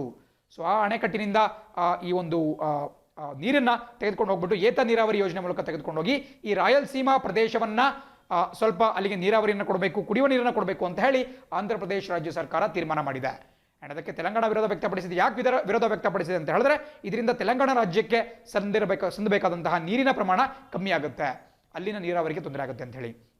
ಸೊ ರಾಯಲಸೀಮಾ ನಿಮಗೆ ಗೊತ್ತಿರಬೇಕಾಗುತ್ತೆ. ಯಾವ ನದಿಗೆ ಅಡ್ಲಾಗಿ ಅಂತ ಕೂಡ 100% ಕೇಳ್ತಾರೆ. ಕೃಷ್ಣಾ ನದಿಗೆ ಅಡ್ಲಾಗಿ ಕಟ್ಟಲಾಗುತ್ತೆ. ಆ್ಯಂಡ್ ಈ ಭಾಗದಲ್ಲಿ ಶ್ರೀಶೈಲಂ ರಿಸರ್ವಾಯರ್ ಕೇಳ್ತಿದ್ದಾರೆ, ಅದನ್ನು ಕೂಡ ಕೃಷ್ಣಾ ನದಿಗೆ ಅಡ್ಲಾಗಿ ಕಟ್ಟಿರತಕ್ಕಂತಹದ್ದು ಅದು ಆಂಧ್ರ ಪ್ರದೇಶದಲ್ಲಿ ನಿಮಗೆ ಕಂಡುಬರುತ್ತೆ. ಆ್ಯಂಡ್ ಮುಂದೆ ಮ್ಯಾಪನ್ನು ತೋರಿಸಿದಾಗ ನಿಮಗೆ ಬಹಳ ಈಸಿಯಾಗಿ ಅರ್ಥ ಆಗುತ್ತೆ. ಆ್ಯಂಡ್ ಕೃಷ್ಣಾ ನದಿ ಬಗ್ಗೆ ಕೂಡ ಇಲ್ಲಿ ನಿಮಗೆ ಕಾಣಿಸ್ತಾ ಇದೆ. ಕೃಷ್ಣಾ ನದಿ ಬಹಳ ಪ್ರಮುಖವಾದಂತಹ ಒಂದು ನದಿ. ಇದು ಮಹಾರಾಷ್ಟ್ರದ ಮಹಾಬಲೇಶ್ವರದಲ್ಲಿ ಇದು ಹುಟ್ಟುತ್ತೆ. ಮಹಾರಾಷ್ಟ್ರದಲ್ಲಿ ಕೂಡ ಸಾಕಷ್ಟು ಭಾಗ ಹರಿಯುತ್ತೆ. ಕರ್ನಾಟಕದಲ್ಲೂ ಕೂಡ ಸಾಕಷ್ಟು ಲೆಂತ್ ಇದು ಹರಿದ್ಬಿಟ್ಟು ಆಮೇಲೆ ತೆಲಂಗಾಣ ಹಾಗೂ ಆಂಧ್ರ ಪ್ರದೇಶ 4 ರಾಜ್ಯಗಳು ಒಟ್ಟು ಹರಿಯುತ್ತೆ. ಇದು ವೆಸ್ಟರ್ನ್ ಘಾಟ್ಸ್ ಅಥವಾ ಪಶ್ಚಿಮ ಘಟ್ಟಗಳ ಒಂದು ಭಾಗವಾಗಿರತಕ್ಕಂತಹ ಮಹಾಬಲೇಶ್ವರನಲ್ಲಿ ಇದು ಉಗಮಿಸುತ್ತೆ. ಆ್ಯಂಡ್ ಪರೀಕ್ಷೆಯಲ್ಲಿ ಕೂಡ ಪ್ರಶ್ನೆ ಕೇಳ್ತಾ ಇರ್ತಾರೆ, ಕರ್ನಾಟಕದಲ್ಲಿ ಸಂಚರಿಸತಕ್ಕಂತಹ ಅತ್ಯಂತ ಉದ್ದದ ನದಿ ಯಾವುದು ಅಂತ ಕೇಳಿದ್ರೆ ಕೃಷ್ಣಾ ನದಿ ಅಂತ ನೀವು ಟಿಕ್ ಮಾಡಬೇಕಾಗುತ್ತೆ. ಡಿಪೆಂಡ್ ಆಗುತ್ತೆ, ನಮ್ಮ ರಾಜ್ಯದಲ್ಲಿ ಹರಿತಕ್ಕಂತಹ ಉದ್ದನೆ ನದಿ ಅಂತ ಕೇಳಬಹುದು ಅಥವಾ ನಮ್ಮ ರಾಜ್ಯದ ಉದ್ದನೆ ನದಿ ಅಂತ ಕೇಳಬಹುದು. ಸೊ ಹೀಗೆ ಬೇರೆ ಬೇರೆ ಕ್ವಶನ್ಸ್ ಕೇಳ್ತಾ ಹೋಗ್ತಾರೆ. ಬಟ್ ನೀವು ಯಾವುದಕ್ಕೂ ಕೃಷ್ಣಾ ರಿವರ್ ನಮ್ಮ ರಾಜ್ಯದಲ್ಲಿ ಹಾದು ಹೋಗ್ತಕ್ಕಂತಹ ಅತ್ಯಂತ ಉದ್ದನೆಯ ನದಿ ಅಂತ ಟಿಕ್ ಮಾಡಬೇಕಾಗುತ್ತೆ. ಆ್ಯಂಡ್ ಇದಕ್ಕೆ ಬೇರೆ ಹಲವಾರು ಡ್ಯಾಮ್ಗಳನ್ನ ಕೂಡ ಕಟ್ಟಲಾಗಿದೆ. ನಮ್ಮ ಕರ್ನಾಟಕದಲ್ಲೂ ಕೂಡ ಲಾಲ್ ಬಹದ್ದೂರ್ ಶಾಸ್ತ್ರಿ ಸಾಗರ್ ಅಥವಾ ಆಲ್ಮಟ್ಟಿ ಡ್ಯಾಮ್ ಅನ್ನ ಇದಕ್ಕೆ ಕಟ್ಟಲಾಗಿದೆ. ಅದೇ ರೀತಿ ಬಸವಸಾಗರ ಅಥವಾ ನಾರಾಯಣಪುರ ಅಣೆಕಟ್ಟನ್ನು ಕೂಡ ಕಟ್ಟಲಾಗಿದೆ. ಆಲ್ಮಟ್ಟಿ ಡ್ಯಾಮ್ ಎಲ್ಲವೂ ಕೂಡ ಬಹಳ ಪ್ರಮುಖವಾಗಿ ಗೊತ್ತಿರಬೇಕಾಗುತ್ತೆ. ಅದೇ ರೀತಿ ಆಂಧ್ರ ಪ್ರದೇಶದಲ್ಲಿ ಶ್ರೀಶೈಲಂ ಡ್ಯಾಮ್ ಕಟ್ಟಲಾಗಿದೆ. ಆ್ಯಂಡ್ ಅಲ್ಲಿಂದ ಸ್ವಲ್ಪ ಮುಂದೆ ಹೋದ್ರಿ ಅಂತ ಹೇಳಿದ್ರೆ ನಾಗಾರ್ಜುನಕೊಂಡ ಅಥವಾ ನಾಗಾರ್ಜುನ ಸಾಗರ್ ಡ್ಯಾಮ್ ಅನ್ನು ಕೂಡ ಅದಕ್ಕೆ ಕಟ್ಟಲಾಗಿದೆ. ಆ್ಯಂಡ್ ಇಷ್ಟು ನಮಗೆ ಬಹಳ ಪ್ರಮುಖವಾಗಿ ಗೊತ್ತಿರಬೇಕಾದಂತಹ ಡೀಟೇಲ್ಸ್. ಆ್ಯಂಡ್ ಈ ಭಾಗದಲ್ಲಿ ನಿಮಗೆ ಸ್ಪೆಷಲ್ ಲೀವ್ ಪೆಟಿಷನ್ ಅಂತ ಕಾಣಿಸ್ತಾ ಇದೆ ನೋಡಿ. ಇದು Indian constitution point of view ಇಂದ ಬಹಳ ಡೀಪ್ ಆಗಿರತಕ್ಕಂತಹ ಒಂದು ವಿಚಾರ. ಸ್ಪೆಷಲ್ ಲೀವ್ ಪೆಟಿಷನ್ ಇದು ಏನು ಅಂತ ತಿಳ್ಕೊಬೇಕಾಗುತ್ತೆ. ಬಹಳಷ್ಟು ಜನ ಇದ್ರ ಬಗ್ಗೆ ತಿಳ್ಕೊಂಡಿರಲ್ಲ ನೋಡಿ. ನಿಮಗೆ ಸುಪ್ರೀಂ ಕೋರ್ಟ್ನಲ್ಲಿ ಬೇರೆ ಬೇರೆ ರೀತಿಯಾದಂತಹ ಅರ್ಜಿಗಳು ಬರ್ತವೆ. ಕೆಲವು ರಿಟ್ ಅರ್ಜಿಗಳು ಬಂದರೆ ಕೆಲವು ಸ್ಪೆಷಲ್ ಲೀವ್ ಪೆಟಿಷನ್ ಬರುತ್ತೆ. ಇನ್ನು ಕೆಲವನ್ನ ಕ್ಯೂರೇಟಿವ್ ಪೆಟಿಷನ್ ಅಂತ ಕರಿತೀವಿ. ಆ್ಯಂಡ್ ಇನ್ನು ಕೆಲವನ್ನ ರಿವ್ಯೂ ಪೆಟಿಷನ್ ಅಂತ ಕರಿತೀವಿ. ಸೊ ಹೀಗೆ ನಾವು ಯಾವುದಾದ್ರೂ ಒಂದು ನ್ಯೂಸ್ ಪೇಪರ್ ಆರ್ಟಿಕಲನ್ನು ಓದಬೇಕಾದ್ರೆ ಯಾವುದಾದ್ರೂ ಒಂದು ಪೆಟಿಷನ್ ಬಂತು ಅಂತ ಹೇಳಿದ್ರೆ ಅದ್ರ ಬಗ್ಗೆ ಡೀಪಾಗಿ ತಿಳ್ಕೊಳ್ತಾ ಹೋಗಬೇಕಾಗುತ್ತೆ. ನೋಡಿ, ಇವತ್ತು ಬಂದಿರತಕ್ಕಂತಹದ್ದು ಸ್ಪೆಷಲ್ ಲೀವ್ ಪೆಟಿಷನ್. ನೋಡಿ, ಮೂಲತಃ ಸ್ಪೆಷಲ್ ಲೀವ್ ಪೆಟಿಷನ್ ಅಂತ ಹೇಳಿದ್ರೆ ಯಾವುದೋ ಒಂದು ಕೇಸ್ ಬೇರೆ ಯಾವುದೋ ಒಂದು ನ್ಯಾಯಾಲಯದಲ್ಲಿ ನಡೀತಾ ಇದೆ. ಆ್ಯಂಡ್ ಅದನ್ನ ಅಲ್ಲಿಂದ ಅದನ್ನ ರಿಲೀವ್ ಮಾಡಿಬಿಟ್ಟು ಸುಪ್ರೀಂ ಕೋರ್ಟ್ಗೆ ವರ್ಗಾವಣೆ ಮಾಡ್ಕೋಬೇಕು ಅಂತ ಮಾಡ್ತಕ್ಕಂತಹ ಮನವಿಯನ್ನ ನಾವು ಸ್ಪೆಷಲ್ ಲೀವ್ ಪಿಟಿಷನ್ ಅಂದರೆ ಸುಪ್ರೀಂ ಕೋರ್ಟ್ನ ಅನುಮತಿಯೊಂದಿಗೆ ಲೀವ್ ಪಡೆಯಲಾಗುತ್ತೆ. ಫಾರ್ ಎಕ್ಸಾಂಪಲ್ ಯಾವುದೊಂದು ಡಿಸ್ಪ್ಯೂಟ್ ಕರ್ನಾಟಕ ಹೈಕೋರ್ಟ್ನಲ್ಲಿ ನಡೀತಾ ಇರುತ್ತೆ.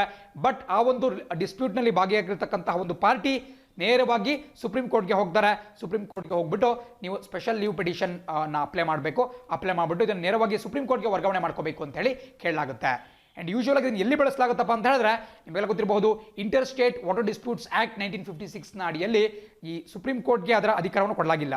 ಈ ಎರಡು ರಾಜ್ಯಗಳ ನಡುವೆ ನದಿ ನೀರಿನ ಹಂಚಿಕೆ ಇತ್ತು ಅಂತ ಹೇಳಿದ್ರೆ ಆ ಒಂದು ವಿಚಾರಕ್ಕೆ ಸಂಬಂಧಪಟ್ಟಂತೆ ಸುಪ್ರೀಂ ಕೋರ್ಟ್ಗೆ ಯಾರು ಕೂಡ ಮನವಿನ ಸಲ್ಲಿಸಕ್ಕಾಗಲ್ಲ. ಸೊ ಅದನ್ನ ಸುಪ್ರೀಂ ಕೋರ್ಟ್ನಲ್ಲಿ ಇದನ್ನ ವಿಚಾರಣೆ ನಡೆಸುವಂತಾಗಬೇಕು ಅನ್ನೋ ದೃಷ್ಟಿಯಿಂದ ಈ ಸ್ಪೆಷಲ್ ಲೀವ್ ಪಿಟಿಷನ್ನ ಬಳಕೆ ಮಾಡಲಾಗುತ್ತೆ. ಸೊ ಇದು ಕೂಡ ಈ ಒಂದು ಕೃಷ್ಣಾ ನದಿ ನೀರಿನ ಹಂಚಿಕೆಯ ವಿಚಾರಕ್ಕೆ ಸಂಬಂಧಿಸಿರೋ ಕಾರಣದಿಂದ ತೆಲಂಗಾಣ ರಾಜ್ಯ ಸ್ಪೆಷಲ್ ಲೀವ್ ಪಿಟಿಷನ್ ಅನ್ನು ಸುಪ್ರೀಂ ಕೋರ್ಟ್ಗೆ ಅಪ್ಲೈ ಮಾಡಿದೆ. ಇದನ್ನ supreme court can either accept it or reject it. Accept ಕೂಡ ಮಾಡಬಹುದು, ರಿಜೆಕ್ಟ್ ಕೂಡ ಮಾಡಬಹುದು. ಬಟ್ ಅಂದರೆ ಇದು ಒಂದು ಮೇಲ್ಮನವಿ ಅಂತ ಕರೆಯೋಕ್ಕಾಗಲ್ಲ. It's not an appeal petition. Appeal ಅಲ್ಲ ಅದು. ಅಪೀಲ್ ಆಗಿಬಿಟ್ರೆ ಸುಪ್ರೀಂ ಕೋರ್ಟ್ ಅದನ್ನು ವಿಚಾರಣೆ ಮಾಡಬೇಕಾಗುತ್ತೆ. ಇದು ಅಪೀಲ್ ಮಾಡೋಕ್ಕಿಂತ ಮುಂಚೆ ಈ ನಮ್ಮ ಒಂದು ಅಪೀಲನ್ನು ಪರಿಗಣನೆ ಮಾಡಿ ಅಂತ ಹೇಳಿ ಕೇಳ್ಕೊಳ್ಳಿರತಕ್ಕಂಥ ಒಂದು ರಿಕ್ವೆಸ್ಟ್. ಸೊ ಸ್ಪೆಷಲ್ ಲೀವ್ ಪಿಟಿಷನ್ನ ಸುಪ್ರೀಂ ಕೋರ್ಟ್ ಒಪ್ಕೊಳ್ತು ಅಂತ ಹೇಳಿದ್ರೆ ಈ ಒಂದು ಕೇಸನ್ನು ಸುಪ್ರೀಂ ಕೋರ್ಟ್ಗೆ ವರ್ಗಾಯಿಸ್ಬಿಟ್ಟು ಒಂದು ಮೇಲ್ಮನವಿಯನ್ನು ಸಲ್ಲಿಸಿಕೊಂಡು ಇವರು ಒಂದು ಅಪೀಲನ್ನು ಮಾಡಬಹುದು. ಅದು ಒಂದು ವೇಳೆ ರಿಜೆಕ್ಟ್ ಮಾಡ್ತು ಅಂತ ಹೇಳಿದ್ರೆ ವಾಪಸ್ ಅದು ಎಲ್ಲಿ ಆ ಒಂದು ಕೇಸ್ ನಡೀತಾ ಇತ್ತು ಅಲ್ಲೇನೇ ಅದರ ತೀರ್ಮಾನ ಆಗಬೇಕಾಗುತ್ತೆ. ಇದು ಬಹಳ ಪ್ರಮುಖವಾಗಿ ಗೊತ್ತಿರಬೇಕಾಗುತ್ತೆ. ಆ್ಯಂಡ್ ಭಾರತೀಯ ಸಂವಿಧಾನದ 136ನೇ ವಿಧಿ ಇದರ ಕುರಿತು ತಿಳಿಸ್ಕೊಡುತ್ತೆ. ಇದು ಕೂಡ ಅತ್ಯಂತ ಪ್ರಮುಖವಾಗಿರುತ್ತೆ. ಪರೀಕ್ಷೆಯಲ್ಲಿ ಕೂಡ 100% ಇದರ ಮೇಲೆ ಪ್ರಶ್ನೆಗಳು ಉಂಟಾಗಬಹುದು. ನಾವು ಹಿಂದೆ ಕೂಡ ಕಂಟೆಂಪ್ಟ್ ಆಫ್ ಕೋರ್ಟ್ ಬಗ್ಗೆ ಕೂಡ ಕೆಲವೊಂದಿಷ್ಟು ವಿಧಿಗಳನ್ನ ಗಮನಿಸ್ತಾ ಹೋದ್ವಿ. ಹೀಗೆ ಪ್ರತಿಯೊಂದು ವಿಧಿಗಳನ್ನು ಕೂಡ ನೀವು ನೆನಪಲ್ಲಿ ಇಟ್ಕೋಬೇಕಾಗುತ್ತೆ. ಆ್ಯಂಡ್ ಅದೇ ರೀತಿ ನಾವು ಆಗಲೇ ಕ್ಯೂರೇಟಿವ್ ಪಿಟಿಷನ್ ಕೂಡ ಹೇಳಿದೆ. ಕ್ಯೂರೇಟಿವ್ ಪಿಟಿಷನ್ ಅಂತ ಹೇಳಿದ್ರೆ ಏನು, ಕಳೆದ ಬಾರಿ ನಿರ್ಭಯ ಗ್ಯಾಂಗ್ ರೇಪ್ ಪ್ರಕರಣದ ಆರೋಪಿಗಳನ್ನ ಗಲ್ಲಿಗೇರಿಸಲಾಗ್ತಾ ಇತ್ತು. ಆ ಸಂದರ್ಭದಲ್ಲಿ ಕೊನೆಯ ಮೊಮೆಂಟ್ವರೆಗೂ ಕೂಡ ಅವರ ಪರವಾದಂತಹ ವಕೀಲರು ಈ ಕ್ಯೂರೇಟಿವ್ ಪಿಟಿಷನ್ ನನ್ನ ಸಲ್ಲಿಸುವ ಮೂಲಕ ಆ ಒಂದು ಜನರೇನಿದ್ದಾರೆ, ಆ ಒಂದು ಆರೋಪಿಗಳೇನಿದ್ದಾರೆ, ಅಪರಾಧಿಗಳೇನಿದ್ದಾರೆ ಅವರ ಒಂದು ಮರಣದಂಡನೆಯನ್ನು ಮುಂದೂಡಲಿಕ್ಕೆ ಪ್ರಯತ್ನವನ್ನು ಪಟ್ಟರು. ಸೊ ಕ್ಯೂರೇಟಿವ್ ಪಿಟಿಷನ್ ಅಂತ ಹೇಳಿದ್ರೆ ನಮ್ಮ ಭಾರತೀಯ ಈ ನ್ಯಾಯಾಂಗಿಕ ವ್ಯವಸ್ಥೆಯಲ್ಲಿರತಕ್ಕಂತಹ ಅತ್ಯಂತ ಕಡೆಯ ಒಂದು ವ್ಯವಸ್ಥೆ. ನಿಮಗೆ ಏನೂ ಸಿಗಲಿಲ್ಲ ಅಂದರೆ ಕಡೆಯದಾಗಿ ಕ್ಯೂರೇಟಿವ್ ಪಿಟಿಷನ್ ಅಪ್ಲೈ ಮಾಡಬೇಕಾಗುತ್ತೆ. ಅಂದರೆ ಫಾರ್ ಎಕ್ಸಾಂಪಲ್ ಯಾವುದೋ ಒಂದು ಜಡ್ಜ್ಮೆಂಟಿನ ಸುಪ್ರೀಂ ಕೋರ್ಟ್ ಕೊಟ್ಟಿರುತ್ತೆ. ಫಾರ್ ಎಕ್ಸಾಂಪಲ್ ಯಾವುದೋ ಲೋವರ್ ಕೋರ್ಟ್ಸಿಂದ ಹೋಗಿರ್ತೀರಾ, ಹೈಕೋರ್ಟಲ್ಲಿ ಕೂಡ ನಿಮ್ಮ ವಿರುದ್ಧ ತೀರ್ಪು ಬರುತ್ತೆ, ಸುಪ್ರೀಂ ಕೋರ್ಟ್ನಲ್ಲಿ ಕೂಡ ನಿಮ್ಮ ವಿರುದ್ಧ ತೀರ್ಪು ಬರುತ್ತೆ. ಆ್ಯಂಡ್ ಅಲ್ಟಿಮೇಟ್ಲಿ ಸುಪ್ರೀಂ ಕೋರ್ಟ್ಗೆ ನೀವು ಮೇಲ್ಮನವಿಯನ್ನು ಕೂಡ ಸಲ್ಲಿಸ್ತೀರಾ. ಅದನ್ನು ನಾವು ರಿವ್ಯೂ ಪಿಟಿಷನ್ ಅಂತ ಕರಿತೀವಿ. ದಯವಿಟ್ಟು ನೋಟ್ ಮಾಡ್ಕೊಳ್ಳಿ. ಪುನರ್ ಪರಿಶೀಲನಾ ಅರ್ಜಿ ಅಂತ ಕರಿಬಹುದು ಕನ್ನಡದಲ್ಲಿ. ಸೊ ರಿವ್ಯೂ ಪಿಟಿಷನ್ ಅನ್ನು ಕೂಡ ಸುಪ್ರೀಂ ಕೋರ್ಟ್ ಕ್ಯಾನ್ಸಲ್ ಮಾಡುತ್ತೆ. ಕೊನೆಯದಾಗಿ ನಿಮ್ಮ ಬಳಿ ಯಾವುದೇ ಆಪ್ಷನ್ ಇಲ್ಲ, ಕಡೆಯದಾಗಿ ಇರತಕ್ಕಂತಹ ಆಪ್ಷನ್ ಅದನ್ನು ನಾವು ಏನಂತ ಕರಿತೀವಿ ಅಂತ ಹೇಳಿದ್ರೆ after exhausting all other legal remedies. ಅಂದರೆ ಲೀಗಲ್ ರೆಮಿಡಿ ಅಂದ್ರೇನು, ಬೇರೆ ಆಪ್ಷನ್ಸ್. ಸೊ ಎಲ್ಲ ಆಪ್ಷನ್ಗಳನ್ನ ನೀವು ಕಳೆದುಕೊಂಡಿದ್ದೀರಾ, you have exhausted all the legal remedies ಅಂತ ಹೇಳಿದ್ರೆ ಅವಾಗ ಮಾತ್ರ ಕ್ಯೂರೇಟಿವ್ ಪಿಟಿಷನ್ ಆಗ್ಬೋದು. ಇದಾದ್ಮೇಲೆ ಬೇರೆ ಯಾವುದೇ ಒಂದು ಚಾನ್ಸಸ್ ಇಲ್ಲ. ಆ್ಯಂಡ್ ಆ ಒಂದು ಕ್ಯೂರೇಟಿವ್ ಅರ್ಜಿಗಳನ್ನು ಕೂಡ ಸುಪ್ರೀಂ ಕೋರ್ಟ್ ತಿರಸ್ಕಾರ ಮಾಡಿದ್ದು. ಸೊ ಹಾಗಾಗಿ ಸಮಯಕ್ಕೆ ಸರಿಯಾಗಿ ನಿರ್ಭಯ ಆ ಒಂದು ಪ್ರಕರಣದ ಆರೋಪಿಗಳಿಗೆ ಗಲ್ಲು ಶಿಕ್ಷೆಯನ್ನು ಕೊಡಲಾಯಿತು. ಸೊ ಈ ಒಂದು ಪಿಟಿಷನ್ಸ್ಗಳು ಕೂಡ ಬಹಳ ಪ್ರಮುಖವಾಗಿರುತ್ತೆ. ಅದೇ ರೀತಿ ಈ ಭಾಗದಲ್ಲಿ ನಿಮಗೆ ಮ್ಯಾಪ್ ಕಾಣಿಸ್ತಾ ಇದೆ. ನಾನು ಆಗಲೇ ನಿಮಗೆ ಹೇಳಿದೆ ರಾಯಲಸೀಮಾ ಅಂದರೆ ಈ ಆಂಧ್ರ ಪ್ರದೇಶದಲ್ಲಿ ಬರತಕ್ಕಂಥ ಒಂದು ಭಾಗ. ಬಟ್ ಇದು ಸ್ವಲ್ಪ ಹಳೆಯ ಮ್ಯಾಪ್. ಈ ಭಾಗವನ್ನು ತೆಲಂಗಾಣ ಅಂತ ಹೇಳಿ ಡಿವೈಡ್ ಮಾಡಲಾಗಿದೆ. ಮುಂಚೆ ನಿಮಗೆ ಆಂಧ್ರ ಪ್ರದೇಶದಲ್ಲಿ 3 ಭಾಗಗಳು ಬರ್ತಾ ಇದ್ವು. ಒಂದು ಭಾಗವನ್ನು ತೆಲಂಗಾಣ ಅಂತ ಕರೀತಿದ್ರು. ಬಟ್ ಈಗ ಅದು ಸಪ್ರೇಟ್ ಸ್ಟೇಟ್ ಆಗೋಗ್ಬಿಟ್ಟಿದೆ, ಒಂದು ಪ್ರತ್ಯೇಕ ರಾಜ್ಯವಾಗ್ಬಿಟ್ಟಿದೆ. ಆ್ಯಂಡ್ ಅದಾದ್ಮೇಲೆ ನಿಮಗೆ ರಾಯಲಸೀಮಾ ಕಂಡು ಬರ್ತಿತ್ತು.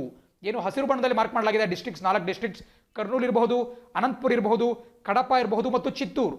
ಆ್ಯಂಡ್ ಈ ಒಂದು ಜಿಲ್ಲೆಗಳನ್ನು ನಾವು ರಾಯಲಸೀಮಾ ಅಂತ ಕರಿತೀವಿ. ಸಾಕಷ್ಟು ಬರಗಾಲ ಪೀಡಿತ ಜಿಲ್ಲೆಗಳು. ಆ್ಯಂಡ್ ಮತ್ತೊಂದು ಭಾಗ ಕೋಸ್ಟಲ್ ಆಂಧ್ರ, ಅಂದರೆ ಕರಾವಳಿ ಆಂಧ್ರ. ಯಾವ ರೀತಿ ನಮ್ಮ ಕರ್ನಾಟಕದಲ್ಲೂ ಕೂಡ ಹಳೆ ಮೈಸೂರು ಭಾಗ, ಮಲೆನಾಡು, ಬಯಲುಸೀಮೆ ಮತ್ತು ಕರಾವಳಿ ಅಂತ ಬರುತ್ತೆ, ಅದೇ ರೀತಿ 3 ಭಾಗಗಳು ಆಂಧ್ರದಲ್ಲಿದ್ವು. ಆ್ಯಂಡ್ ಈ ಒಂದು ಜಿಲ್ಲೆಗಳನ್ನ ಕೋಸ್ಟಲ್ ಆಂಧ್ರ ಪ್ರದೇಶದಿಂದ ಕರೆಯಲಾಗ್ತಿತ್ತು. ಬಟ್ ಈಗ ಇದನ್ನು ತೆಲಂಗಾಣ ಮಾಡಲಾಗಿದೆ. ಸೊ ನಿಮಗೆ ಗೊತ್ತಿರಬೇಕಾಗುತ್ತೆ ರಾಯಲಸೀಮಾ ಅಂದರೆ ಎಲ್ಲಿ ಬರುತ್ತೆ ಅಂತೇಳಿ. ಆ್ಯಂಡ್ ನಾವಾಗಲೇ ಏನು ಶ್ರೀಶೈಲಂ ಬಗ್ಗೆ ಡಿಸ್ಕಸ್ ಮಾಡ್ತಾ ಇದ್ವಿ, ಒಂದು ಪ್ರಾಜೆಕ್ಟ್ ಬಗ್ಗೆ, ಅದು ಕೂಡ ನಿಮಗೆ ಇಲ್ಲಿ ಕಾಣಿಸ್ತಾ ಇರಬಹುದು. ಆ್ಯಂಡ್ ಈಗ ಪ್ರಸಕ್ತವಾಗಿರತಕ್ಕಂಥ ಒಂದು ಮ್ಯಾಪ್ ತೆಲಂಗಾಣ, ರಾಯಲಸೀಮಾ ಮತ್ತು ಆಂಧ್ರ ಪ್ರದೇಶ್ ಇವೆರಡೂ ಕೂಡ ಒಂದೇ ರಾಜ್ಯ. ಬಟ್ ತೆಲಂಗಾಣ ಮಾತ್ರ ಪ್ರತ್ಯೇಕ ರಾಜ್ಯವಾಗಿದೆ 2014ರಲ್ಲಿ. ಆ್ಯಂಡ್ ಈ ಭಾಗದಲ್ಲಿ ಕೃಷ್ಣಾ ನದಿಯ ಒಂದು ಮ್ಯಾಪ್ ಕೂಡ ನಿಮಗೆ ಕಾಣಿಸ್ತಾ ಇದೆ. ವೆಸ್ಟರ್ನ್ ಘಾಟ್ಸ್, ಪಶ್ಚಿಮ ಘಟ್ಟದಲ್ಲಿ ಬರತಕ್ಕಂತಹ ಮಹಾಬಲೇಶ್ವರನಲ್ಲಿ ಹೋಗ್ಬಿಟ್ಟು ಮಹಾರಾಷ್ಟ್ರದಿಂದ ಕರ್ನಾಟಕದ ಮೂಲಕ ಹಾದು ಹೋಗ್ಬಿಟ್ಟು ಅದು ಆಂಧ್ರ ಮತ್ತು ತೆಲಂಗಾಣ ರಾಜ್ಯಗಳಲ್ಲಿ ಸಂಚರಿಸುತ್ತೆ. ಆ್ಯಂಡ್ ಈ ಭಾಗದಲ್ಲಿ ನಿಮಗೆ ಶ್ರೀಶೈಲಂ ರಿಸರ್ವರ್ ಕಂಡು ಬರುತ್ತೆ.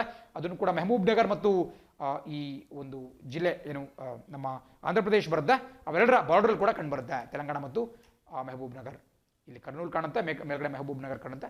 ಆ ಒಂದು ಜಿಲ್ಲೆಗಳ ಮಧ್ಯೆ ಶ್ರೀಶೈಲಂ ರಿಸರ್ವರ್ನ ಅಥವಾ ಡ್ಯಾಮನ್ನು ಕನ್ಸ್ಟ್ರಕ್ಟ್ ಮಾಡಲಾಗಿದೆ. ಅದೇ ರೀತಿ ಮುಂದಿನ ಸುದ್ದಿ ನೋಡ್ತಾ ಹೋಗೋಣ. ಸುದ್ದಿ ಹೇಳುತ್ತೆ Murmu ರಿಸೈನ್ಸ್ as LG of Jammu and Kashmir. ನೋಡಿ, ಇದು ಬಹಳ ಇಂಪಾರ್ಟೆಂಟ್. ಯಾಕಪ್ಪ ಅಂತ ಹೇಳಿದ್ರೆ ಬಹಳಷ್ಟು ಜನ ನಿಮ್ಮಲ್ಲಿ ಈ ನಿಮಗೆ ಚಿತ್ರದಲ್ಲಿ ಕಾಣ್ತಿರ್ತಕ್ಕಂತಹ ಅಧಿಕಾರಿ ಗಿರೀಶ್ ಚಂದ್ರ ಮುರ್ಮು, GC ಮುರ್ಮು ಅವರ ಹೆಸರನ್ನ ಪ್ರತಿಯೊಬ್ಬರು ಕೂಡ ಕಲ್ತ್ಕೊಂಡಿದ್ರು. ಬಿಕಾಸ್ 2019ನೇ ಇಸ್ವಿಯಲ್ಲಿ ಏನು ಜಮ್ಮು ಮತ್ತು ಕಾಶ್ಮೀರಕ್ಕೆ ನೀಡಿದಂತಹ ವಿಶೇಷ ಸ್ಥಾನಮಾನವನ್ನು ತೆಗೆದುಬಿಟ್ಟು ಅದನ್ನು ಇಬ್ಬಾಗ ಮಾಡಿಬಿಟ್ಟು 2 ಕೇಂದ್ರಾಡಳಿತ ಪ್ರದೇಶವನ್ನು ಮಾಡಿದ್ರು. ಆ ಸಂದರ್ಭದಲ್ಲಿ ಜಮ್ಮು ಮತ್ತು ಕಾಶ್ಮೀರ ಕೇಂದ್ರಾಡಳಿತ ಪ್ರದೇಶದ ಮೊಟ್ಟ ಮೊದಲ ಲೆಫ್ಟಿನೆಂಟ್ ಗವರ್ನರ್ ಅಥವಾ ಅಲ್ಲಿನ ರಾಜ್ಯಪಾಲರಾಗಿದ್ದು ಇದೇ GC ಮುರ್ಮು ಅವರು, ಗಿರೀಶ್ ಚಂದ್ರ ಮುರ್ಮು ಅವರು. ಬಟ್ ಈಗ ಅವರು ತಮ್ಮ ಹುದ್ದೆಗೆ ರಾಜೀನಾಮೆಯನ್ನು ಕೊಟ್ಟಿದ್ದಾರೆ ಅಂತ ಹೇಳಿ ಒಂದು ಸುದ್ದಿ ಹೊರಗೆ ಬರ್ತಾ ಇದೆ. ಇದು ಅತ್ಯಂತ ಪ್ರಮುಖವಾಗಿರುತ್ತೆ. ಬಿಕಾಸ್ ಅವರು ಫಸ್ಟ್ ಒಂದು ಲೆಫ್ಟಿನೆಂಟ್ ಗವರ್ನರ್ ಆಗಿದ್ರು ಆ ಒಂದು ಯೂನಿಯನ್ ಟೆರಿಟರಿಗೆ. ಆ್ಯಂಡ್ ಯಾಕೆ ಅವ್ರು ರಾಜೀನಾಮೆ ಕೊಡ್ತಿದ್ದಾರೆ ಅಂತ ಹೇಳಿದ್ರೆ ಅವ್ರನ್ನ ಕೇಂದ್ರ ಸರ್ಕಾರ ಕ್ಯಾಗ್ ಆಗಿ ನೇಮಕ ಮಾಡುವಂತಹ ಒಂದು ಸಾಧ್ಯತೆ ಇದೆ. ಮೊನ್ನೆ ಅಷ್ಟೇ ಡಿಸ್ಕಸ್ ಮಾಡಿದ್ವಿ, ಸಂವಿಧಾನದ 148ನೇ ವಿಧಿಯಲ್ಲಿ ಕ್ಯಾಗ್ ಬರುತ್ತೆ, ಕಂಟ್ರೋಲರ್ ಆ್ಯಂಡ್ ಆಡಿಟರ್ ಜನರಲ್, ನಿಯಂತ್ರಕರು ಮತ್ತು ಮಹಾಲೆಕ್ಕ ಪರಿಶೋಧಕರು ಅಂತ ಕರಿತೀವಿ. ಅದ್ರ ಬಗ್ಗೆ ಕಂಪ್ಲೀಟಾಗಿ ಒಂದು ಡೀಟೇಲ್ಸ್ನ ನಾನು ಡಿಸ್ಕಸ್ ಮಾಡಿದ್ದೆ ಮೊನ್ನೆ. ನಾವು ಪಬ್ಲಿಕ್ ಅಕೌಂಟ್ಸ್ ಕಮಿಟಿ ಬಗ್ಗೆ ಮಾತಾಡಬೇಕಾದ್ರೆ ಏನು PAC ಬಗ್ಗೆ ಮಾತಾಡ್ತಾ ಇದ್ವಿ, ಸಾರ್ವಜನಿಕ ಲೆಕ್ಕಪತ್ರಗಳ ಸಮಿತಿ, ಪಬ್ಲಿಕ್ ಅಕೌಂಟ್ಸ್ ಕಮಿಟಿ ಬಗ್ಗೆ ನಾನು ಈ ಕ್ಯಾಗ್ ಬಗ್ಗೆ ಮಾತಾಡಿದ್ದೆ. ಬಿಕಾಸ್ ಕ್ಯಾಗ್ ಬಂದ್ಬಿಟ್ಟು ಅದನ್ನು ಗಾರ್ಡಿಯನ್ ಆಫ್ ಪಬ್ಲಿಕ್ ಪರ್ಸ್ ಅಂತ ಕರೆಯಲಾಗುತ್ತೆ, ಈ ಸಾರ್ವಜನಿಕ ಖಜಾನೆಯ ರಕ್ಷಕ ಅಂತ ಕರೆಯಲಾಗುತ್ತೆ. ಸೊ ಹಾಗಾಗಿ ನಮ್ಮ ಸಂವಿಧಾನಿಕ ಸಂಸ್ಥೆಗಳಲ್ಲಿ ಬಹಳ ಪ್ರಮುಖವಾದ ಪಾತ್ರವನ್ನು ಕ್ಯಾಗ್ ನಿರ್ವಹಿಸುತ್ತೆ. ಆ್ಯಂಡ್ ಇಂತಹ ಕ್ಯಾಗ್ಗೆ ಗಿರೀಶ್ ಚಂದ್ರ ಮುರ್ಮು ಅವರು ಇನ್ನು ಮುಂದೆ ಆಯ್ಕೆಯಾಗಲಿದ್ದಾರೆ. ಇನ್ನೂ ಕೂಡ ಅಧಿಕೃತವಾಗಿ ಆದೇಶ ಹೊರಗೆ ಬಂದಿಲ್ಲ, ಇನ್ನು 1-2 ದಿನಗಳಲ್ಲಿ ಅದು ಹೊರಗೆ ಬರಬಹುದು. ಬಟ್ ಪ್ರಸಕ್ತವಾಗಿ ರಾಜೀವ್ ಮೆಹರಿಷಿ ಅವರು ಕ್ಯಾಗ್ ಆಗಿದ್ದಾರೆ, ಅದು ಕೂಡ ನನ್ನ ಕ್ಲಾಸ್ನಲ್ಲಿ ಹೇಳಿದ್ದಾನೆ. ಈ ಡೀಟೇಲ್ಸ್ ಕೂಡ ನೀವು ತಿಳ್ಕೊಬೇಕಾಗಿದೆ. ಬಿಕಾಸ್ ಇತ್ತೀಚೆಗೆ ಸ್ವಲ್ಪ ಡಿಸ್ಪ್ಯೂಟ್ಸ್ ಆಗಿತ್ತು ಕೇಂದ್ರ ಸರ್ಕಾರಕ್ಕೂ ಮತ್ತು GC ಮುರ್ಮು ಅವ್ರಿಗೂ ಡಿಸ್ಪ್ಯೂಟ್ಸ್ ಆಗಿತ್ತು. ಆ್ಯಂಡ್ ಅಷ್ಟೇ ಅಲ್ಲ, ಇತ್ತೀಚೆಗಷ್ಟೇ ಎಲೆಕ್ಷನ್ ಕಮಿಷನ್ ಕೂಡ ಇವ್ರನ್ನ ಕಟುವಾದ ಶಬ್ದಗಳಲ್ಲಿ ನಿಂದಿಸಿತ್ತು. ಯಾಕಪ್ಪ ಅಂತ ಹೇಳಿದ್ರೆ ಅವರು ಇತ್ತೀಚೆಗೆ ಒಂದು ಹೇಳಿಕೆಯನ್ನು ಕೊಡಬೇಕಾದ್ರೆ ಜಮ್ಮು ಮತ್ತು ಕಾಶ್ಮೀರದಲ್ಲಿ ಈ ಕ್ಷೇತ್ರ ಪುನರ್ವಿಂಗಡಣೆ ನಡೆದ ಬಳಿಕವೇ ನಾವು ಚುನಾವಣೆಯನ್ನು ಮಾಡ್ತೀವಿ ಅಂತ ಹೇಳಿ ಒಂದು ಹೇಳಿಕೆಯನ್ನು ಗಿರೀಶ್ ಚಂದ್ರ ಮುರ್ಮು ಅವರು ಕೊಟ್ಟಿದ್ರು. ಬಟ್ ಇದಕ್ಕೆ ಎಲೆಕ್ಷನ್ ಕಮಿಷನ್ ಆಫ್ ಇಂಡಿಯಾ, ಭಾರತೀಯ ಚುನಾವಣಾ ಆಯೋಗ ತೀವ್ರವಾದಂತಹ ವಿರೋಧವನ್ನು ವ್ಯಕ್ತಪಡಿಸಿದ್ದು. ಬಿಕಾಸ್ ಸಾಂವಿಧಾನಿಕವಾಗಿ ಈ ಚುನಾವಣೆಗಳನ್ನು ಘೋಷಣೆ ಮಾಡತಕ್ಕಂತಹ ಅಧಿಕಾರ ಇರತಕ್ಕಂತಹದ್ದು ನಮ್ಮ ಚುನಾವಣಾ ಆಯೋಗಕ್ಕೆ. ಸೊ ಅದರ ಸಾಂವಿಧಾನಿಕ ಹಕ್ಕನ್ನು ಇವರು ಎನ್ಕ್ರೋಚ್ ಮಾಡ್ಕೊಳ್ತಿದ್ದಾರೆ ಅಂತ ಹೇಳಿ ಅವರು ಒಂದು ಪತ್ರವನ್ನು ಕೂಡ ಬರೆದಿದ್ರು. ಸೊ ಇಂತಹ ಕೆಲವು ವಿಚಾರಗಳಿಂದಾಗಿ ಅವರನ್ನ ಆ ಒಂದು ಹುದ್ದೆಯಿಂದ ಕೆಳಗಿಳಿಸ್ಬಿಟ್ಟು ಕ್ಯಾಗ್ ಮಾಡಬೇಕು ಅನ್ನುವಂತಹ ಒಂದು ಮಾತುಕತೆ ಕೂಡ ನಡೀತಿದೆ. ಆ್ಯಂಡ್ ಅದು ನಿಮಗೆ ಪರೀಕ್ಷಾ ದೃಷ್ಟಿಯಿಂದ ಬಹಳ ಪ್ರಮುಖವಾಗಿರುತ್ತೆ. ಆ್ಯಂಡ್ ಇವರು 1985 ಗುಜರಾತ್ ಕೇಡರ್ IAS ಅಧಿಕಾರಿ, ಒಬ್ಬ ಹಿರಿಯ IAS ಅಧಿಕಾರಿ ಕೂಡ GC ಮುರ್ಮು ಅವರು. ಅದೇ ರೀತಿ ಲಡಾಖ್ನಲ್ಲಿ ರಾಧಾಕೃಷ್ಣ ಮಾಥುರ್, RK ಮಾಥುರ್ ಅವರು LG ಆಗಿ ಇನ್ನೂ ಕೂಡ ಕಾರ್ಯವನ್ನು ನಿರ್ವಹಣೆ ಮಾಡ್ತಾ ಇದ್ದಾರೆ. ಈ ಬಗ್ಗೆ ನೋಡ್ತಾ ಇದ್ದೀರಾ, Madhya Pradesh should not get GI tag for basmati rice. ನೋಡಿ, ನಮ್ಮ ದೇಶದಲ್ಲಿ GI ಟ್ಯಾಗ್ಗೆ ಸಂಬಂಧಪಟ್ಟಂತೆ ಸಾಕಷ್ಟು ಜಟಾಪಟಿಗಳು ನಡೀತಾನೆ ಇರ್ತವೆ. ಬೇರೆ ಬೇರೆ ರಾಜ್ಯಗಳು ಈ ಒಂದು ಜಟಾಪಟಿಯಲ್ಲಿ ತೊಳ್ಕೊಂಡಿರ್ತವೆ. ಇದಕ್ಕೆ ಹೊಸ ಸೇರ್ಪಡೆ, ಇದು ಫ್ರೆಶ್ ಆಗಿ ಬರ್ತಿರ್ತಕ್ಕಂತಹದ್ದಲ್ಲ, ಕಳೆದ ಹಲವು ದಿನಗಳಿಂದ ಇಂತಹ ಒಂದು ಸುದ್ದಿ ಇತ್ತು. ಅದೇನಪ್ಪ ಅಂತ ಹೇಳಿದ್ರೆ ಬಾಸ್ಮತಿ ರೈಸ್ ಏನಿದೆ, ಪ್ರತಿಯೊಬ್ಬರು ಕೂಡ ಬಾಸ್ಮತಿ ಅಕ್ಕಿನ ಕೇಳಿರ್ತೀರ. ಅದೊಂದು ವಿಶೇಷವಾದಂತಹ ವೆರೈಟಿ. ಇದನ್ನು ಯೂಶುವಲ್ ಆಗಿ ನಾರ್ತ್ ಇಂಡಿಯಾದಲ್ಲಿ ಬೆಳೀತಾರೆ. ಪಂಜಾಬ್ ಇರಬಹುದು, ಜಮ್ಮು ಮತ್ತು ಕಾಶ್ಮೀರ, ಹರಿಯಾಣ, ಉತ್ತರ ಪ್ರದೇಶ ಈ ಒಂದು ಭಾಗಗಳಲ್ಲಿ ಸಾಕಷ್ಟು ಹೆಚ್ಚಾಗಿ ಬೆಳೆಯಲಾಗುತ್ತೆ. ಮತ್ತು ಪಾಕಿಸ್ತಾನದಲ್ಲಿ ಜಾಸ್ತಿ ಬೆಳೆಯಲಾಗುತ್ತೆ. ಒಂದು ಸುವಾಸಿತ ಅಕ್ಕಿ, ಇದನ್ನು ಯೂಶುವಲ್ ಆಗಿ ಕೆಲವೊಂದು ವಿಶೇಷ ಸಂದರ್ಭದಲ್ಲಿ ಮಾತ್ರ ಬಳಕೆ ಮಾಡಲಾಗುತ್ತೆ. ಭಾರತ ಕೂಡ ಸಾಕಷ್ಟು ಇದರ ಎಕ್ಸ್ಪೋರ್ಟನ್ನು ಮಾಡುತ್ತೆ, ಬೇರೆ ದೇಶಗಳೊಂದಿಗೆ ಸಾಕಷ್ಟು ವ್ಯವಹಾರನ ಕೂಡ ಮಾಡುತ್ತೆ. ಬಟ್ ಒಂದು ವಿಚಾರ ನಿಮಗೆ ಗೊತ್ತಿರಬೇಕು, ಈ ಬಾಸ್ಮತಿ ಅಕ್ಕಿಗೆ ಆಲ್ರೆಡಿ GI ಟ್ಯಾಗ್ ಇದೆ. ಸೊ GI ಟ್ಯಾಗ್ ಅಂದ್ರೆ ಏನು? ನಾವು ಇಂಗ್ಲೀಷಲ್ಲಿ ಅದನ್ನು ಜಿಯೋಗ್ರಫಿಕಲ್ ಇಂಡಿಕೇಶನ್ ಅಂತ ಕರಿತೀವಿ, ಕನ್ನಡದಲ್ಲಿ ಭೌಗೋಳಿಕ ಸೂಚ್ಯಂಕ. ಇದೇನು ಫ್ರೆಶ್ ನ್ಯೂಸ್ ಅಲ್ಲ, ಪ್ರತಿಯೊಬ್ಬರಿಗೂ ಕೂಡ ಗೊತ್ತಿರುತ್ತೆ. GI ಟ್ಯಾಗ್ ಅಂತ ಹೇಳಿದ್ರೆ ಭೌಗೋಳಿಕ ಸೂಚ್ಯಂಕ ಅಥವಾ ಜಿಯೋಗ್ರಫಿಕಲ್ ಇಂಡಿಕೇಶನ್. ಇದು ಯಾಕಪ್ಪ ಅಷ್ಟೊಂದು ಪ್ರಮುಖ ಅಂತ ಹೇಳಿದ್ರೆ, ನೋಡಿ, ಒಂದು ವೇಳೆ ಯಾವುದೋ ಒಂದು ವಸ್ತುವಿಗೆ GI ಟ್ಯಾಗ್ ಸಿಕ್ತು ಅಂತ ಹೇಳಿದ್ರೆ ಬೇರೆ ಜನ, ಅದು ಯಾವ ಪ್ರಾಂತ್ಯಕ್ಕೆ ಸಿಕ್ಕಿರುತ್ತೆ ಆ ಪ್ರಾಂತ್ಯದವರು ಮಾತ್ರ ಅದನ್ನ ಈ ಒಂದು ಬ್ರ್ಯಾಂಡಿಂಗ್ ಮಾಡ್ಕೋಬಹುದು. ಬೇರೆಯವರು ಯಾರು ಕೂಡ ಆ ಹೆಸರನ್ನ ಅದಕ್ಕೆ ಇಡಕ್ಕಾಗಲ್ಲ. ನೋಡಿ, ನಿಮಗೆ ಅರ್ಥ ಆಗಲಿ ಅಂದ್ರೆ ಈಸಿಯಾಗಿ ಒಂದು ಎಕ್ಸಾಂಪಲ್ ಕೊಟ್ಟು ಹೇಳ್ತೀನಿ. ನೋಡಿ, ಕಳೆದ ಕೆಲವು ತಿಂಗಳ ಹಿಂದೆ ನಮ್ಮ ಕರ್ನಾಟಕದ ಶಿರಸಿ ಸುಪಾರಿ ಅಂದ್ರೇನು, ಅಡಿಕೆ ಅಂತ ಕರಿಬಹುದು. ಸೊ ಶಿರಸಿಯ ಅಡಿಕೆಗೆ ಈ GI ಟ್ಯಾಗ್ ಅನ್ನ ಕೊಡಲಾಗಿತ್ತು. ಅದು ಎಲ್ಲಿ ಕೊಡಲಾಗಿತ್ತು? ಇಡೀ ಶಿರಸಿ ಸುಪಾರಿ ಅಂತ ಹೇಳಿದ್ರೆ ಇಡೀ ಕರ್ನಾಟಕದ ಅಡಿಕೆಗಲ್ಲ, ಕೇವಲ ಉತ್ತರ ಕನ್ನಡ ಜಿಲ್ಲೆಯಲ್ಲಿ ಬರತಕ್ಕಂತಹ 3 ತಾಲೂಕುಗಳಿಗೆ ಮಾತ್ರ. ಇದನ್ನು ಇಡೀ ದೇಶಕ್ಕೋ ಇಡೀ ರಾಜ್ಯಕ್ಕೋ ಹಂಗೆ ಕೊಡಲ್ಲ, ಡಿಪೆಂಡ್ಸ್. ಅದು ಕೆಲವು ರಾಜ್ಯಗಳ ಗುಂಪಿಗೆ ಕೊಡಬಹುದು, ಯಾವುದೋ ಒಂದು ಜಿಲ್ಲೆ ಕೊಡಬಹುದು, ಅಥವಾ ಈ ಒಂದು ಕೇಸ್ನಲ್ಲಿ ಕೆಲವು ನಿರ್ದಿಷ್ಟವಾದಂತಹ ತಾಲೂಕುಗಳಿಗೆ ಮಾತ್ರ ಕೊಡಬಹುದು. ಆ್ಯಂಡ್ ಆ 3 ತಾಲೂಕುಗಳು ಯಾವುದಪ್ಪ ಅಂತ ಹೇಳಿದ್ರೆ, ಒಂದು ಶಿರಸಿ, ಮತ್ತೊಂದು ಸಿದ್ದಾಪುರ, ಮತ್ತೊಂದು ಯಲ್ಲಾಪುರ. ಈ 3 ತಾಲೂಕುಗಳಿಗೆ ಮಾತ್ರ GI ಟ್ಯಾಗ್ ಅನ್ನು ಕೊಡಲಾಗಿತ್ತು. ಸೊ ಅದರ ಅರ್ಥ ಏನಪ್ಪ ಅಂತ ಹೇಳಿದ್ರೆ, ಇನ್ಮುಂದೆ ನಮ್ಮ ಶಿವಮೊಗ್ಗದಲ್ಲಿ ಅಡಿಕೆ ಬೆಳೀತಕ್ಕಂತಹ ಬೆಳೆಗಾರರು ಇರಬಹುದು, ಅಥವಾ ಇನ್ಯಾವುದೋ ಚನ್ನಗಿರಿ ಇರಬಹುದು, ಬೇರೆ ಯಾವುದೋ ಒಂದು ತಾಲೂಕಿನವರು ಇರಬಹುದು, ಅವರು ತಾವು ಬೆಳೀತಕ್ಕಂತಹ ಒಂದು ಅಡಿಕೆಗೆ ಶಿರಸಿ ಅಡಕೆ ಅನ್ನುವಂತಹ ಒಂದು ಬ್ರ್ಯಾಂಡನ್ನು ಯೂಸ್ ಮಾಡೋಂಗಿಲ್ಲ. ಈ ಬ್ರ್ಯಾಂಡನ್ನು ಕೇವಲ ಆ 3 ತಾಲೂಕಿನ ರೈತರು ಮಾತ್ರ, ಬೆಳೆಗಾರರು ಮಾತ್ರ ಬಳಸ್ಕೋಬಹುದಾಗುತ್ತೆ. ಯಾಕೆ GI ಟ್ಯಾಗ್ ಅನ್ನು ಅಸ್ತಿತ್ವಕ್ಕೆ ತರಲಾಯ್ತಪ್ಪ ಅಂತ ಹೇಳಿದ್ರೆ, ನಮ್ಮ ದೇಶದಲ್ಲಿ, ನಮ್ಮ ದೇಶ ಅಂತಾರೆ ಇಡೀ ಪ್ರಪಂಚಾದ್ಯಂತ ಕೆಲವು ನಿರ್ದಿಷ್ಟ ಪ್ರದೇಶಗಳಲ್ಲಿ ನಿರ್ದಿಷ್ಟವಾದಂತಹ ಅಂಶಗಳಿರುತ್ತೆ. GI ಟ್ಯಾಗ್ ಕೇವಲ ಈ ಕೃಷಿ ಉತ್ಪನ್ನಗಳಿಗೆ ಮಾತ್ರ ಕೊಡಲ್ಲ, ಈವನ್ ಚನ್ನಪಟ್ಟಣ ಬೊಂಬೆಗಳಿಗೆ ಕೊಟ್ಟಿದ್ದಾರೆ, ಕೆಲವೊಂದು ಇಳಕಲ್ ಸೀರೆಗಳಿಗೆ ಕೊಟ್ಟಿದ್ದಾರೆ. ಹೀಗೆ ಬೇರೆ ಬೇರೆ ಒಂದು ವಸ್ತುಗಳಿಗೂ ಕೂಡ GI ಟ್ಯಾಗ್ ಅನ್ನು ಕೊಡಲಾಗುತ್ತೆ. ಆ ಒಂದು ಪ್ರಾಂತೀಯ ವಿಶಿಷ್ಟ ಸೊಗಡನ್ನು ಮೇಂಟೈನ್ ಮಾಡಬೇಕು, ಅದನ್ನು ಉಳಿಸ್ಕೊಳ್ಬೇಕು ಅನ್ನೋ ದೃಷ್ಟಿಯಿಂದ GI ಟ್ಯಾಗ್ ಅನ್ನು ಕೊಡಲಾಗುತ್ತೆ, ಕಲಬೆರಕೆ ಉಂಟಾಗಬಾರ್ದು ಅಂತ ಹೇಳಿ. ಸೊ ಇವತ್ತಿನ ಒಂದು ಸುದ್ದಿ ಏನಪ್ಪ ಅಂತ ಹೇಳಿದ್ರೆ, ಪ್ರಸಕ್ತವಾಗಿ GI ಟ್ಯಾಗ್ ಅನ್ನ, ಈ ಬಾಸ್ಮತಿ ಅಕ್ಕಿಗೆ GI ಟ್ಯಾಗ್ ಅನ್ನು ಯಾರ್ಯಾರಿಗೆ ಕೊಡಲಾಗಿದೆ ಅಂತ ಈ ಭಾಗದಲ್ಲಿ ಕೊಟ್ಟಿದ್ದಾರೆ. ಪ್ರತಿಯೊಬ್ಬರು ಕೂಡ ದಯವಿಟ್ಟು ನೋಟ್ ಮಾಡ್ಕೋಬೇಕಾಗುತ್ತೆ. ಪರೀಕ್ಷೆಯಲ್ಲಿ ಕೇಳಬಹುದು GI ಟ್ಯಾಗ್, ಈ ಬಾಸ್ಮತಿ ಅಕ್ಕಿ GI ಟ್ಯಾಗ್ ಕುರಿತಂತೆ ಸಾಕಷ್ಟು ಸುದ್ದಿಯಲ್ಲಿದೆ. ಕೆಳಗಿನ ಯಾವ ರಾಜ್ಯಕ್ಕೆ ಈ GI ಟ್ಯಾಗ್ ಸಿಕ್ಕಿಲ್ಲ ಬಾಸ್ಮತಿ ಅಕ್ಕಿಗೆ ಅಂತ ಕೇಳಬಹುದು. ಸೊ ಲೀಸ್ಟ್ ಡೌನ್ ಮಾಡ್ಕೊಳ್ಳಿ. ನಿಮಗೆ ಪಂಜಾಬ್ ಸಿಗುತ್ತೆ, ಹರಿಯಾಣ ಇದೆ, ಅದೇ ರೀತಿ ಹಿಮಾಚಲ್ ಪ್ರದೇಶ್, ಉತ್ತರಾಖಂಡ್, ದೆಹಲಿ, ವೆಸ್ಟರ್ನ್ ಉತ್ತರ ಪ್ರದೇಶ್, ಪೂರ್ತಿ ಉತ್ತರ ಪ್ರದೇಶ ಕೊಟ್ಟಿಲ್ಲ, ಕೇವಲ ಪಶ್ಚಿಮ ಉತ್ತರ ಪ್ರದೇಶ್ ಆ್ಯಂಡ್ ಹೀಗೆ ಜಮ್ಮು ಮತ್ತು ಕಾಶ್ಮೀರದ ಕೆಲವು ನಿರ್ದಿಷ್ಟ ಜಿಲ್ಲೆಗಳು, ಇಷ್ಟು ಒಂದು ರಾಜ್ಯಗಳಿಗೆ ಮತ್ತು ಕೆಲವು ಪ್ರಾಂತ್ಯಗಳಿಗೆ ಮಾತ್ರ GI ಟ್ಯಾಗ್ ಅನ್ನು ಕೊಡಲಾಗಿದೆ. ಬಟ್ ಇತ್ತೀಚೆಗೆ ನಿಮಗೆಲ್ಲ ಗೊತ್ತಿರಬೇಕು, ಮಧ್ಯಪ್ರದೇಶ ರಾಜ್ಯ ಸಾಕಷ್ಟು ಹೋರಾಟವನ್ನು ಮಾಡ್ತಾ ಇದೆ. ನಮ್ಮ ರಾಜ್ಯದಲ್ಲಿ ಕೆಲವು ಜಿಲ್ಲೆಗಳಲ್ಲಿ ಬೆಳೀತಕ್ಕಂತಹ ಈ ಬಾಸ್ಮತಿ ಅಕ್ಕಿಗೂ ಕೂಡ ನೀವು GI ಟ್ಯಾಗ್ ಅನ್ನು ಕೊಡಿ ಅಂತ ಹೇಳಿ ಕೇಂದ್ರ ಸರ್ಕಾರವನ್ನು ವಿನಂತಿಸಿಕೊಳ್ತಾ ಇತ್ತು. ಬಟ್ ಇದಕ್ಕೆ ತೀವ್ರವಾದಂತಹ ವಿರೋಧವನ್ನು ಪಂಜಾಬ್ನ ಮುಖ್ಯಮಂತ್ರಿ ವ್ಯಕ್ತಪಡಿಸಿದ್ದಾರೆ. ಒಂದು ವೇಳೆ ಮಧ್ಯಪ್ರದೇಶಕ್ಕೂ ಕೂಡ GI ಟ್ಯಾಗ್ ಅನ್ನು ಕೊಟ್ರಿ ಅಂತ ಹೇಳಿದ್ರೆ ಬಹಳ ದೊಡ್ಡ ನಷ್ಟ ಉಂಟಾಗುತ್ತೆ. ಕೇವಲ ಈ ಒಂದು ಆಲ್ರೆಡಿ GI ಟ್ಯಾಗ್ ಇರತಕ್ಕಂತಹ ರಾಜ್ಯಗಳಿಗೆ ಮಾತ್ರವಲ್ಲ, ಬಟ್ ಮೋರ್ ಇಂಪಾರ್ಟೆಂಟ್ಲಿ ಭಾರತ ಮತ್ತು ಪಾಕಿಸ್ತಾನ ನಡುವೆ ಏನು ಈ ವ್ಯಾಪಾರ ನಡೀತಾ ಇರುತ್ತೆ, ಪಾಕಿಸ್ತಾನವೂ ಕೂಡ ಸಾಕಷ್ಟು ಬಾಸ್ಮತಿಯನ್ನು ಉತ್ಪಾದನೆ ಮಾಡುತ್ತೆ. ಅಲ್ಲಿನ ಬಾಸ್ಮತಿ ರೈಸ್ ಕೂಡ ಸಾಕಷ್ಟು ಪ್ರಸಿದ್ಧಿಯನ್ನು ಪಡೆದಿದೆ ಆ್ಯಂಡ್ ಭಾರತದ ಬಾಸ್ಮತಿ ರೈಸ್ ಕೂಡ ಸಾಕಷ್ಟು ಪ್ರಸಿದ್ಧಿಯನ್ನು ಪಡೆದಿದೆ. ಬಟ್ ಅಂತಾರಾಷ್ಟ್ರೀಯ ಮಾರುಕಟ್ಟೆಯಲ್ಲಿ ಯಾಕೆ ಭಾರತೀಯ ಬಾಸ್ಮತಿ ಅಕ್ಕಿಯನ್ನು ಅಷ್ಟೊಂದು ಇಷ್ಟಪಡ್ತಾರೆ ಅಂತ ಹೇಳಿದ್ರೆ ಇಲ್ಲಿ GI ಟ್ಯಾಗ್ ಸ್ಪೆಸಿಫಿಕ್ ಆಗಿ ಮಾತ್ರ ಕೊಟ್ಟಿದ್ದಾರೆ. ಇಡೀ ನಮ್ಮ ದೇಶದಲ್ಲಿ ಎಲ್ಲಿ ಬೇಕಾದ್ರು ನೀವು ಕರ್ನಾಟಕದಲ್ಲಿ ಕೂಡ ಬಾಸ್ಮತಿಯನ್ನು ಬೆಳಿಬಹುದು, ಬಟ್ ಅದಕ್ಕೆಲ್ಲ ಅವರು GI ಟ್ಯಾಗ್ ಅನ್ನು ಕೊಟ್ಟಿಲ್ಲ, ಕೇವಲ ಆ ಒಂದು ಪ್ರದೇಶದಲ್ಲಿ ಮಾತ್ರ ಕೊಟ್ಟಿದ್ದಾರೆ. ಸೊ ಹಾಗಾಗಿ ಆ ಒಂದು ವಿಶಿಷ್ಟ ಗುಣ ಉಳಿತಾಯ ಆಗುತ್ತೆ, ಅದು ಸೇವ್ ಆಗುತ್ತೆ. ಸೊ ಹಾಗಾಗಿ ವಿದೇಶಗಳಲ್ಲಿ ಸಾಕಷ್ಟು ಡಿಮ್ಯಾಂಡ್ ಇದೆ. ಒಂದು ವೇಳೆ ನೀವು ಮಧ್ಯಪ್ರದೇಶಕ್ಕೆ ಕೂಡ ಕೊಟ್ಬಿಡ್ತೀರಾ ಅಂತ ಹೇಳಿದ್ರೆ ಕೆಲವೊಮ್ಮೆ ಮಧ್ಯಪ್ರದೇಶದಲ್ಲಿ ಅಷ್ಟು ಗುಣಮಟ್ಟದ ಬಾಸ್ಮತಿ ಬರದೇ ಇರಬಹುದು. ಬಿಕಾಸ್ ಬಾಸ್ಮತಿ ಬೆಳೀತಕ್ಕಂತಹದ್ದು ವಿಶಿಷ್ಟವಾಗಿ ಉತ್ತರ ಭಾರತದಲ್ಲಿ ಆ್ಯಂಡ್ ಈ ರಾಜ್ಯಗಳಲ್ಲಿ ಮಾತ್ರ. ಆ್ಯಂಡ್ ಮಧ್ಯಪ್ರದೇಶದ ಬಾಸ್ಮತಿ ಕಡೆಯಿಂದಾಗಿ ಭಾರತದ ಒಟ್ಟು ಬಾಸ್ಮತಿ ರೈಸ್ ಏನಿದೆ ಅದರ ಗುಣಲಕ್ಷಣಗಳು ಕಡಿಮೆ ಆಗಬಹುದು. ಹೀಗಾದಾಗ ಅಂತಾರಾಷ್ಟ್ರೀಯ ಮಾರುಕಟ್ಟೆಯಲ್ಲಿ ಪಾಕಿಸ್ತಾನದ ಬಾಸ್ಮತಿ ಅಕ್ಕಿಗೆ ವಿರುದ್ಧ ಭಾರತೀಯ ಬಾಸ್ಮತಿ ಅಕ್ಕಿ ತನ್ನ ಬೆಲೆಯನ್ನು ಕಳ್ಕೋಬಹುದು. ಬಿಕಾಸ್ ನೀವು ನೋಡ್ಬೋದು, ಸುಮಾರು 33,000 ಕೋಟಿ ರೂಪಾಯಿಗಳ ಒಂದು ಟರ್ನ್ ಓವರ್ ನಡೆಯುತ್ತೆ, ವಹಿವಾಟು ಈ ಬಾಸ್ಮತಿ ಅಕ್ಕಿಯಲ್ಲಿ ನಡೆಯುತ್ತೆ. ಸೊ ಇದರಲ್ಲಿ ಭಾರತಕ್ಕೆ ಲಾಸ್ ಆಗಬಹುದು ಅಂತ ಹೇಳಿ ಪಂಜಾಬ್ನ ಮುಖ್ಯಮಂತ್ರಿ ಆತಂಕವನ್ನು ವ್ಯಕ್ತಪಡಿಸಿದ್ದಾರೆ. ಸೊ GI ಟ್ಯಾಗ್ ಕುರಿತಾಗಿ ಇರತಕ್ಕಂತಹ ಈ ಒಂದು ವಿಚಾರ ಬಹಳ ಪ್ರಮುಖವಾಗಿ ಗೊತ್ತಿರಬೇಕಾಗುತ್ತೆ. 2017ನೇ ಇಸ್ವಿಯಲ್ಲಿ ಮತ್ತೊಂದು ದೊಡ್ಡ ಡಿಸ್ಪ್ಯೂಟ್ ನಡೀತಾ ಇತ್ತು, 2017 ಮತ್ತು 2019 ಕೂಡ. ಅದೇನಪ್ಪ ಅಂತ ಹೇಳಿದ್ರೆ ನಾವೆಲ್ಲರೂ ಕೂಡ ಬಹಳ ಇಷ್ಟಪಟ್ಟು ತಿಂತಕ್ಕಂತಹ ಸಿಹಿ ತಿಂಡಿ ರಸಗುಲ್ಲ ಏನಿದೆ, ರಸಗುಲ್ಲ ನಮ್ಮ ದೇಶದ ಒಂದು ಫೇಮಸ್ ಸಿಹಿ ತಿಂಡಿ. ಬಹಳಷ್ಟು ಜನ ಅದನ್ನು ಬೆಂಗಾಲಿ ಸ್ವೀಟ್ ಅಂತ ಅನ್ಕೊಂಡಿದ್ವಿ, ಬಟ್ ಇದಕ್ಕೆ ಸಂಬಂಧಪಟ್ಟಂತೆ GI ಟ್ಯಾಗ್ ಆಗಿ ವೆಸ್ಟ್ ಬೆಂಗಾಲ್ ಅಂದರೆ ಪಶ್ಚಿಮ ಬಂಗಾಳ ಮತ್ತು ಒಡಿಶಾ ರಾಜ್ಯಗಳು ಸಾಕಷ್ಟು ಜಟಾಪಟಿಯನ್ನು ಮಾಡಿದ್ವು.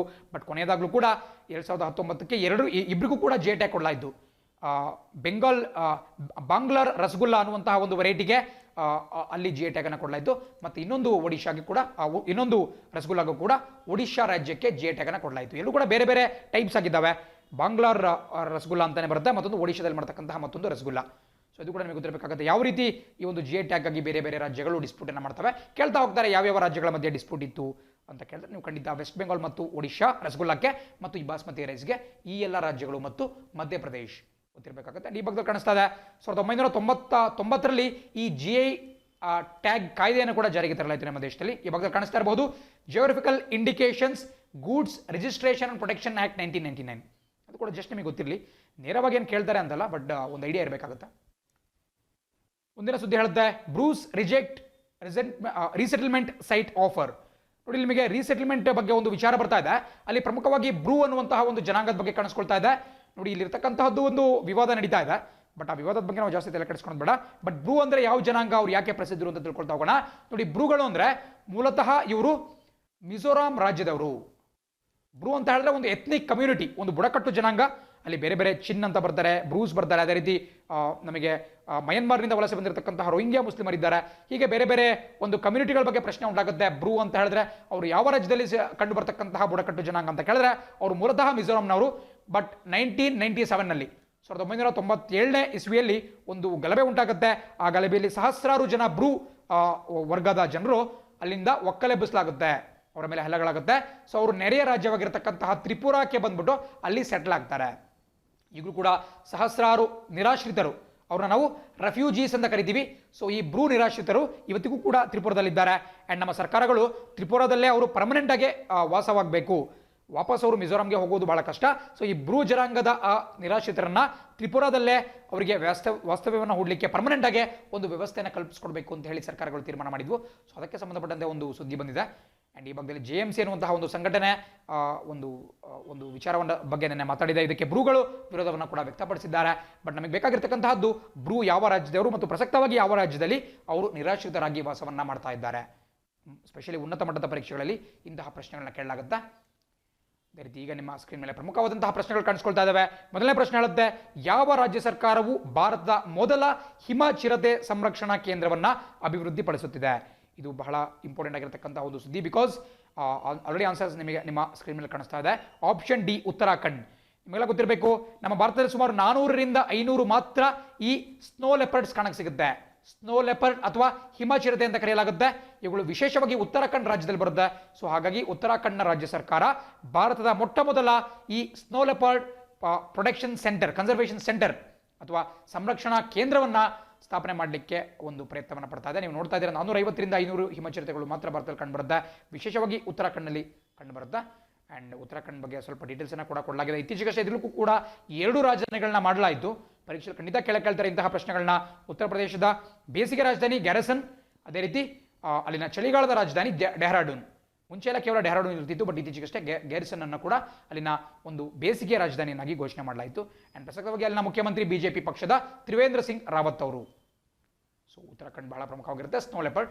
ಎರಡನೇ ಪ್ರಶ್ನೆ ಹೇಳುತ್ತೆ, ಕಾಟನ್ ಕಾರ್ಪೊರೇಷನ್ ಆಫ್ ಇಂಡಿಯಾ ಅಥವಾ CCI ಯಾವ ದೇಶದಲ್ಲಿ ತನ್ನದೇ ಆದಂತಹ ಗೋದಾಮನ್ನ ಸ್ಥಾಪಿಸಲಿಕ್ಕೆ ಯೋಚನೆ ಮಾಡಿದೆ? ನೋಡಿ, ಇದು ಬಹಳ ಒಂದು ವಿಶಿಷ್ಟವಾಗಿರ್ತಕ್ಕಂತಹ ಸುದ್ದಿ. ಇತ್ತೀಚೆಗಷ್ಟೇ ಈ ಕಾಟನ್ ಕಾರ್ಪೊರೇಷನ್ ಆಫ್ ಇಂಡಿಯಾ ಹೆಸರೇ ಹೇಳುವಂತೆ ಅದೊಂದು ಹತ್ತಿ ಕುರಿತಾದಂತಹ ಸಂಸ್ಥೆ. ಹತ್ತಿಯನ್ನ ಖರೀದಿ ಮಾಡೋದಿರಬಹುದು, ಅದನ್ನು ಪ್ರಮೋಟ್ ಮಾಡೋದಿರಬಹುದು, ಅದನ್ನು ರಫ್ತು ಮಾಡೋದಿರಬಹುದು, ಇಂತಹ ಕೆಲಸಗಳನ್ನ ಈ ಕಾಟನ್ ಕಾರ್ಪೊರೇಷನ್ ಆಫ್ ಇಂಡಿಯಾ ಮಾಡುತ್ತೆ. ಅಂಡ್ ಇದು ಮೂಲತಃ ಒಂದು ಸರ್ಕಾರಿ ಸ್ವಾಮ್ಯದ ಸಂಸ್ಥೆ, ಒಂದು ಪಬ್ಲಿಕ್ ಓನ್ಡ್ ಎಂಟರ್ಪ್ರೈಸ್, ಸರ್ಕಾರಿ ಸ್ವಾಮ್ಯದ ಒಂದು ಸಂಸ್ಥೆ. ಇದು ನಮ್ಮ ದೇಶದಲ್ಲಿ ಈ ಹತ್ತಿಯನ್ನ ಖರೀದಿ ಮಾಡುವುದು, ರಫ್ತನ್ನು ಮಾಡುವುದು ಮಾಡ್ತಾ ಹೋಗುತ್ತೆ. ಅಂಡ್ ಇದು ಇತ್ತೀಚೆಗಷ್ಟೇ ಒಂದು ಯೋಜನೆಯನ್ನ ರೂಪಿಸಿಕೊಂಡಿದೆ. ಅದೇನಪ್ಪ ಅಂತ ಹೇಳಿದ್ರೆ, ಬೇರೆ ಒಂದು ದೇಶದಲ್ಲಿ ತನ್ನ ಒಂದು ವೇರ್ ಹೌಸ್ ಅಂತ ಹೇಳಿದ್ರೆ ಗೋಡನ್ ಅಂತ ಕರಿಬಹುದು ಅಥವಾ ಗೋದಾಮು ಅಂತ ಕರಿಬಹುದು. ತನ್ನ ಗೋದಾಮನ್ನ ವಿದೇಶದಲ್ಲಿ ಸ್ಥಾಪನೆ ಮಾಡ್ತೀನಿ ಅಂತ ಹೇಳಿದು ಚಿಂತನೆ ನಡೆಸ್ತಾ ಇದೆ. ಖಂಡಿತ ಪರೀಕ್ಷೆಯಲ್ಲಿ ಪ್ರಶ್ನೆ ಉಂಟಾಗಬಹುದು. ಸೊ ಅದು ಯಾವ ದೇಶದಲ್ಲಿ ಅದು ತನ್ನ ವೇರ್ ಹೌಸ್ ಅನ್ನು ಸ್ಥಾಪನೆ ಮಾಡುತ್ತೆ ಅಂತ ಹೇಳಿದ್ರೆ ಆಪ್ಷನ್ ಸಿ ವಿಯೆಟ್ನಾಂ ಸರಿಯಾದ ಉತ್ತರ. ನಿಮಗೆಲ್ಲ ಗೊತ್ತಿರಬೇಕು, ಯಾವಾಗಲೂ ಕೂಡ ಈ ಕಾಟನ್ ಕಾರ್ಪೊರೇಷನ್ ಆಫ್ ಇಂಡಿಯಾ ಅತಿ ಹೆಚ್ಚು ರಫ್ತನ್ನ ಈ ವಿಯೆಟ್ನಾಂ ದೇಶ ಮತ್ತು ಬಾಂಗ್ಲಾದೇಶಕ್ಕೆ ಮಾಡಕ್ಕೆ ಟ್ರೈ ಮಾಡ್ತಿರುತ್ತೆ. ಯಾಕೆ ಅನ್ನೋದು ಕೂಡ ಬಹಳ ಪ್ರಮುಖವಾಗುತ್ತೆ. ಬಿಕಾಸ್ ನೋಡಿ, ಅಮೆರಿಕ ದೇಶ ಈ ಟೆಕ್ಸ್ಟೈಲ್ಸ್ ಏನಿದ್ದಾವೆ, ಈ ಹತ್ತಿ ಉಡುಪುಗಳಿಗೆ ಸಾಕಷ್ಟು ದೊಡ್ಡ ಮಾರ್ಕೆಟ್ ಆಗಿದೆ. ಹತ್ತಿಯಿಂದ ತಯಾರು ಮಾಡಿರ್ತಕ್ಕಂತಹ ಜವಳಿಗಳು ನೇರವಾಗಿ ಅಮೆರಿಕವನ್ನ ಸೇರುತ್ತೆ. ಬಟ್ ಭಾರತದಿಂದ ನೇರವಾಗಿ ಹತ್ತಿಯಿಂದ ಈ ಒಂದು ಬಟ್ಟೆಗಳನ್ನ ರೆಡಿ ಮಾಡಿಬಿಟ್ಟು ಅಮೆರಿಕಕ್ಕೆ ಟ್ರಾನ್ಸ್ಪೋರ್ಟ್ ಮಾಡ್ತೀವಿ ಅಂತ ಹೇಳಿದ್ರೆ ನಮ್ಮ ಮೇಲೆ ಡ್ಯೂಟಿ ಬೀಳುತ್ತೆ. ಡ್ಯೂಟಿ ಅಂತ ಹೇಳಿದ್ರೆ ಹೆಚ್ಚಿನ ತೆರಿಗೆಯನ್ನು ಅಮೆರಿಕ ವಿಧಿಸುತ್ತೆ. ಬಟ್ ಆದರೂ ಕೂಡ ಈ ಬಾಂಗ್ಲಾದೇಶ ಮತ್ತು ವಿಯೆಟ್ನಾಂ ದೇಶಗಳ ಮೇಲೆ ಅಮೆರಿಕ ಡ್ಯೂಟಿ ಫ್ರೀ ಅಂದರೆ ತೆರಿಗೆ ವಿನಾಯಿತಿಯನ್ನು ಕೊಟ್ಟಿದೆ. ಸೊ ಬಾಂಗ್ಲಾ ಮತ್ತು ವಿಯೆಟ್ನಾಂನಿಂದ ಯಾವುದಾದ್ರೂ ಸಿದ್ಧ ಉಡುಪುಗಳು, ಹತ್ತಿ ಉಡುಪುಗಳು ಅಮೆರಿಕವನ್ನು ಪ್ರವೇಶಿಸುತ್ತವೆ ಅಂತ ಹೇಳಿದ್ರೆ ಅವುಗಳಿಗೆ ಈ ತೆರಿಗೆಯನ್ನು ವಿಧಿಸಲಾಗುವುದಿಲ್ಲ. ಅದನ್ನ ಡ್ಯೂಟಿ ಫ್ರೀ ಅಂತ ಕರೆಯಲಾಗುತ್ತೆ. ಸೊ ಹಾಗಾಗಿ ಈ ಕಾಟನ್ ಕಾರ್ಪೊರೇಷನ್ ಆಫ್ ಇಂಡಿಯಾ ಏನು ಮಾಡುತ್ತೆ, ಹೆಚ್ಚಿನ ಸಂಖ್ಯೆಯ ರಫ್ತನ್ನ ಈ ಬಾಂಗ್ಲಾ ಮತ್ತು ವಿಯೆಟ್ನಾಂಗೆ ಮಾಡುತ್ತೆ. ಆ ಮೂಲಕ ಅಲ್ಲಿ ತಯಾರಾಗ್ತಕ್ಕಂತಹ ಜವಳಿಗಳು ಅಮೆರಿಕವನ್ನು ಪ್ರವೇಶಿಸಬಹುದು.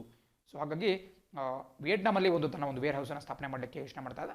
ಆ್ಯಂಡ್ ಈ ಕಾಟನ್ ಕಾರ್ಪೊರೇಷನ್ ಬಗ್ಗೆ ಕೂಡ ಸ್ವಲ್ಪ ಡೀಟೇಲ್ಸನ್ನು ಕೊಟ್ಟಿದ್ದಾರೆ. ಜಸ್ಟ್ ನಿಮಗೆ ಗೊತ್ತಿದ್ರೆ ಸಾಕಾಗುತ್ತೆ.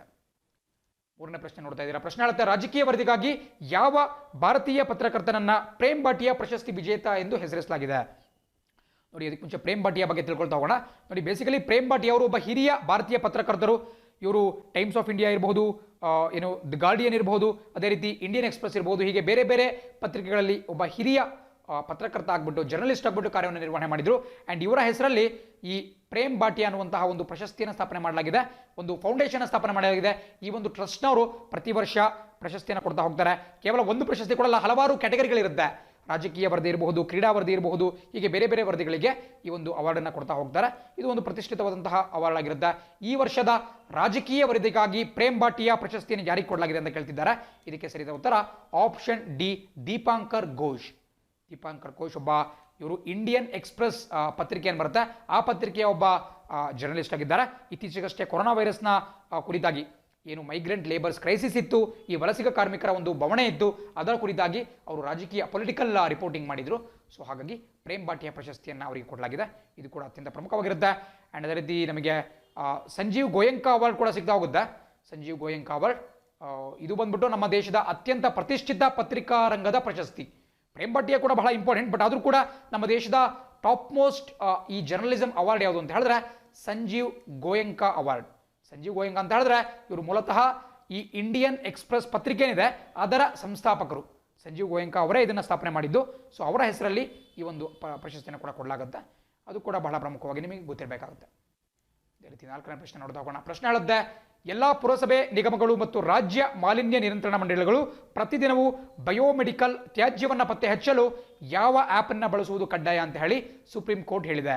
ನೋಡಿ, ಇತ್ತೀಚೆಗಷ್ಟೇ ಸುಪ್ರೀಂ ಕೋರ್ಟ್ ಈ ಕೊರೋನಾ ವೈರಸ್ನ ಒಂದು ನಿರ್ವಹಣೆಗೆ ಸಂಬಂಧಪಟ್ಟಂತೆ ಒಂದು ಆದೇಶವನ್ನು ಹೊರಡಿಸಿತು. ಅದೇನಪ್ಪ ಅಂತ ಹೇಳಿದ್ರೆ, ಏನು ಬಯೋಮೆಡಿಕಲ್ ವೇಸ್ಟ್ ಉತ್ಪಾದನೆ ಆಗುತ್ತೆ. ನೋಡಿ, ಮಾಮೂಲಿ ಈ ತ್ಯಾಜ್ಯಕ್ಕೂ ಬಯೋಮೆಡಿಕಲ್ ತ್ಯಾಜ್ಯಕ್ಕೂ ಡಿಫ್ರೆನ್ಸ್ ಇದೆ.